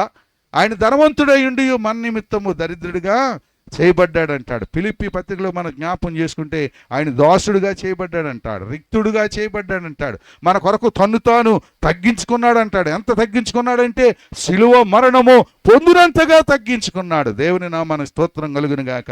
అటువంటి గొప్ప దేవుడు ఇంకెక్కడైనా దొరుకుతాడా? అయితే మనమందరం కూడా ఈ మందిరానికి చాలా ప్రాముఖ్యత ఇస్తాం. చెప్పులతో రాము, చాలా జాగ్రత్తగా చూసుకుంటాం. కానీ మనం కట్టుకున్న మందిరానికి అంత ప్రాముఖ్యత ఇస్తాం, కానీ దేవుడు కట్టుకున్న ఈ దేహం అనే మందిరానికి మాత్రం మనం ప్రాముఖ్యత ఇవ్వం. దీన్ని జాగ్రత్తగా చూసినంత విధంగా దీన్ని జాగ్రత్తగా చూడం. దీన్ని పరిశుద్ధపరిచిన విధంగా చక్కగా తొడవడానికి చాలామంది ముందుకు వస్తారు. మరి అన్నీ కూడా వేయడానికి చాలామంది ముందుకు వస్తారు. అన్నీ సర్దడానికి చాలామంది ముందుకు వస్తారు. పులిపీఠాన్ని చాలా జాగ్రత్తగా ప్రేమిస్తారు. కానీ దేవుడు కట్టుకున్న ఈ మందిరాన్ని మాత్రం శుభ్రం చేయడానికి కానీ, చెడు అలవాట్లు లేకుండా, చెడు ఆలోచన లేకుండా, చెడు ఉద్దేశాలు లేకుండా, చెడు కోరికలు లేకుండా, చెడు క్రియలు జరిగించకుండా ఈ మందిరము పరిశుద్ధమైన ఆ దేవుని మందిరంగా ఉంచడానికి ఈ మందిరాన్ని మాత్రం మనం శుభ్రం చేయం. కాబట్టి దేవుని మందిరమైన ఈ మందిరం లేక ఈ ఆలయం, దేవుడు కట్టుకోవడానికి ఇచ్చినటువంటి ఈ మందిరంలో నివసిస్తున్న మనమే దేవుని ఆలయమని మనం గుర్తించి ఈ ఆలయాన్ని చాలా పరిశుద్ధంగా కదండి మన నివసించే ఇళ్ళు ఎంత పరిశుద్ధంగా చేసుకుంటాం. నా భార్య నేను ఎక్కడికో వెళ్తూ ఉంటే ఆవిడ చూసింది, ఒక ఆమె గేట్లు కడిగేస్తూ ఉంది. అప్పుడు ఆవిడ అంటుంది, ఇది అందుకనే వాళ్ళ ఇళ్ళు ఇంత శుభ్రంగా ఉంటాయి అంది కదండి. ఇల్లు శుభ్రాలు చేసుకుంటాం. ఈ మధ్య అందరూ కూడా మొదలుపెట్టారు చక్కగా ఇల్లు ఎంత డబ్బు అయినా పెట్టి కడుతున్నారు, ఎంతైనా శుభ్రం చేసుకుంటున్నారు. ఆ ఇల్లు అంక చూస్తుండే నా భయం అవుతుంది. దేశ ప్రభు రాకడ బహుశా ఆమె చెప్పాడు కదా, లోతు దినాల్లో నవాహ దినాల్లో మనుషులు ఎలాగున్నారో నా రాకడ దినాల్లో అలాగే ఉంటారు. ఆ ఇల్లు చూసినప్పుడు, ఈ పెళ్ళిళ్ళు చూసినప్పుడు పెళ్ళిళ్ళకి ఇవ్వబడతారు, ఇచ్చుకుంటారు, పెళ్ళిళ్ళు చేసుకుంటారని ఉంది. కానీ పెళ్ళిళ్ళు చేసుకునే టైంలో ఉన్నాం ఇప్పుడు మనం పెళ్ళిళ్ళకి ఇచ్చే టైంలో లేరండి పిల్లలు. వాళ్ళు నచ్చిన వాళ్ళని తీసుకుని వెళ్ళిపోతూ ఉన్నారు అంతే. నాకు అర్థమైపోతుంది, భయం అయిపోతుంది. ప్రభు వచ్చే రాకడ దినాల్లో మనం ఉన్నాం. కాబట్టి చాలా జాగ్రత్తగా ఉండాలి. ఈ మందిరంలో ఉంటూ ఈ ఆలయాన్ని కట్టుకుంటూ అనేక ఆలయాలను ప్రభు కొరకు సిద్ధపరిచే వారంగా ఉందాం. ఆయన రక్తంలో ప్రతి ఒక్కరిని కూడా ప్రభు రాకడ కొరకు సిద్ధపాటు చేద్దాం. అటువంటి కృప దేవుడు మనందరికీ దయచేయునుగాక. ఆమేన్. అందరికీ వందనాలు. ఈ సమయం ఇచ్చిన అధ్యక్షులకి వందనాలు. దేవునికి మహిమ కలుగునుగాక. శ్రేష్టమైన దేవుని సందేశాన్ని అందించిన దైవజనులకు హృదయపూర్వకమైన వందనాలు తెలియజేస్తున్నాను. ఈ సమయంలో ముగింపు ఆశీర్వాదం తీసుకుని మరి మీ కొరకు పలహారం ఏర్పాటు చేయబడింది. అలాగే కింద మీకు అందరి కొరకు ప్రేమ ఏర్పాటు చేయబడింది. దేవుడు మిమ్మల్ని ప్రేరేపిస్తే, మీ హృదయాన్ని దేవుడు బలపరుస్తే కనుక ఈ పరిచయను ప్రేమించి మీ కానుకలను మరి ఈ స్థలంలో మీరు సమర్పించాలని ప్రేమతో కోరుతున్నాను. లేదా దైవజనునికి అందించాలని ప్రేమతో కోరుతున్నాను. ఎందుకంటే చాలా ప్రయాసతో ఇక పరిచయం జరుగుతుంది. ఈ పరిచయంలో మనవంతుగా మన సహకారాన్ని, మన యొక్క ప్రేమపూర్వక అర్పణను మనం అందిద్దాం. కాబట్టి ప్రార్థన అయిన తర్వాత మీరు అందరూ కూడా ఈ అర్పణను మరి స్థలంలో ఉంచాలని స్థానిక బిడ్డలు ఎవరు ఉన్నారా? కాంట్రిబ్యూట్ ఉంటే పైకి తీసుకురామండి.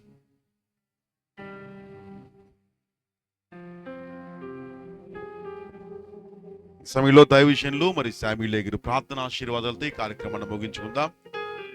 తదుపరి మీ అర్పణలన్నీ మరి కాంట్రిబ్యూట్లు వేసి సిద్ధపడి వస్తే, ప్రభు మిమ్మల్ని ప్రేరేపిస్తే కనుక మీ కానుకలు వేయండి. లేదంటే అలాంటి ఇబ్బంది ఏమీ లేదని గమనిస్తూ తెలియజేస్తూ దైవ విషయంలో ప్రార్థన చేసి ఆశీర్వాదం కోరుతున్నాను.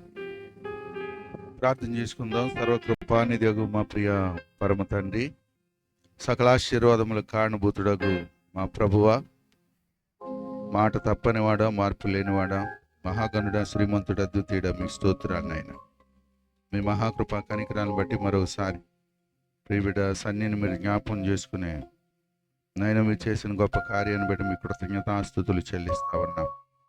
సొలొమోను చేసిన ప్రార్థనని బిడ్డకు అనుగ్రహించండి.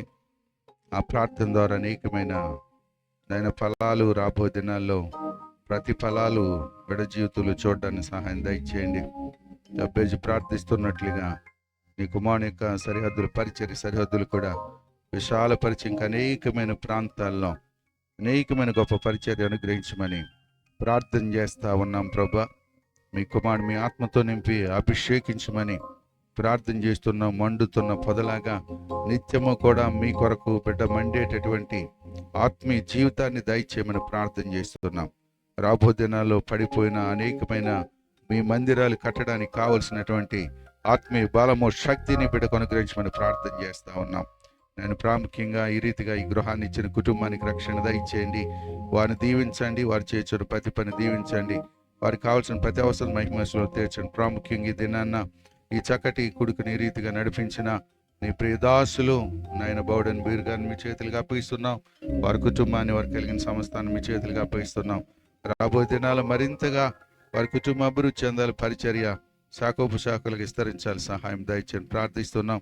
నీ ప్రియదాసులు శాంసన్ గారిని, వారి కుటుంబాన్ని, వారి పరిచయం, వారు కలిగిన సమస్తం కూడా ఆ రీతిగా అనేక రీతిలుగా విస్తరించడానికి, అభివృద్ధి చెందడానికి సహాయం దయచేయండి. నాయన మీ దాసులు బౌడన్ బీర్ గారితో వచ్చినటువంటి మరి మీ దాసులు కూడా ఉన్నారు, వారిని, వారి కుటుంబాలు, వారు కలిగిన సమస్తాన్ని దీవించండి.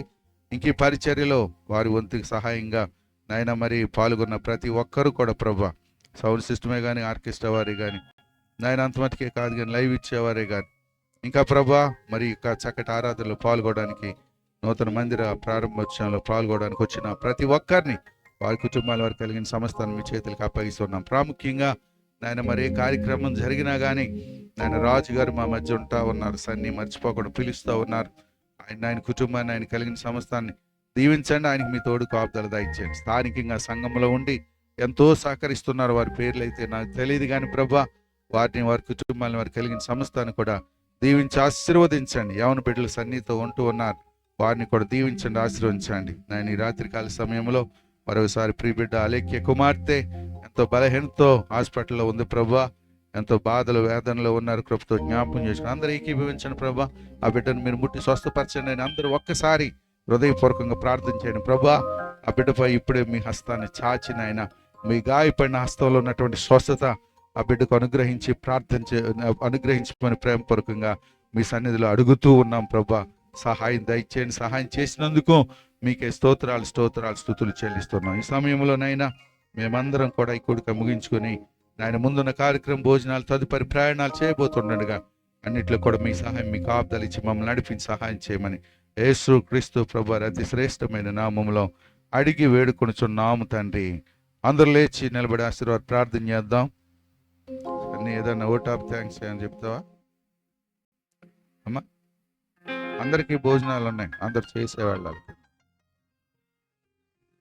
ఆదివారం 9 గంటలకి ప్రార్థన, శుక్రవారం రాత్రి 7 గంటలకు ప్రార్థన ఈ స్థలం జరుగుతూ ఉంది. అనేక మంది వచ్చి ఆశీర్వదించబడాలని కోరుతున్నాం. ఇప్పుడు మన తండ్రి అయిన దేవుని యొక్క ప్రేమ, ఆయన కుమారుడును ప్రభును రక్షకుడైన యేసుక్రీస్తు ప్రభువారి కృప, పరిశుద్ధాత్మ దేవునికి సన్నిధి సహవాసం ఇప్పుడు ఎల్లప్పుడు మనందరికి తోడైండి, కాపాడి దీవించి నడిపించును గాక.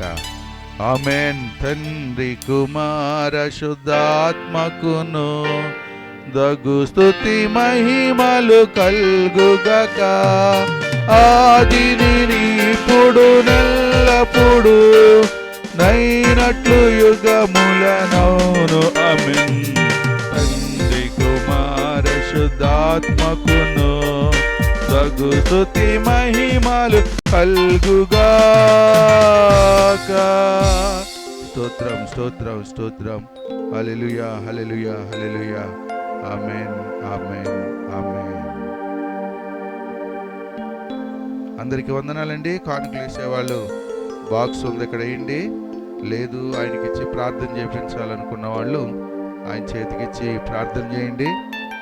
బాక్స్లోనూ వేయము, చేతులకు ఇవ్వము అన్న వాళ్ళు చక్కగా భోంచేసి సంతోషంగా వెళ్ళాలని ప్రేమపూర్వకంగా మీకు మనవి చేస్తా ఉన్నాం.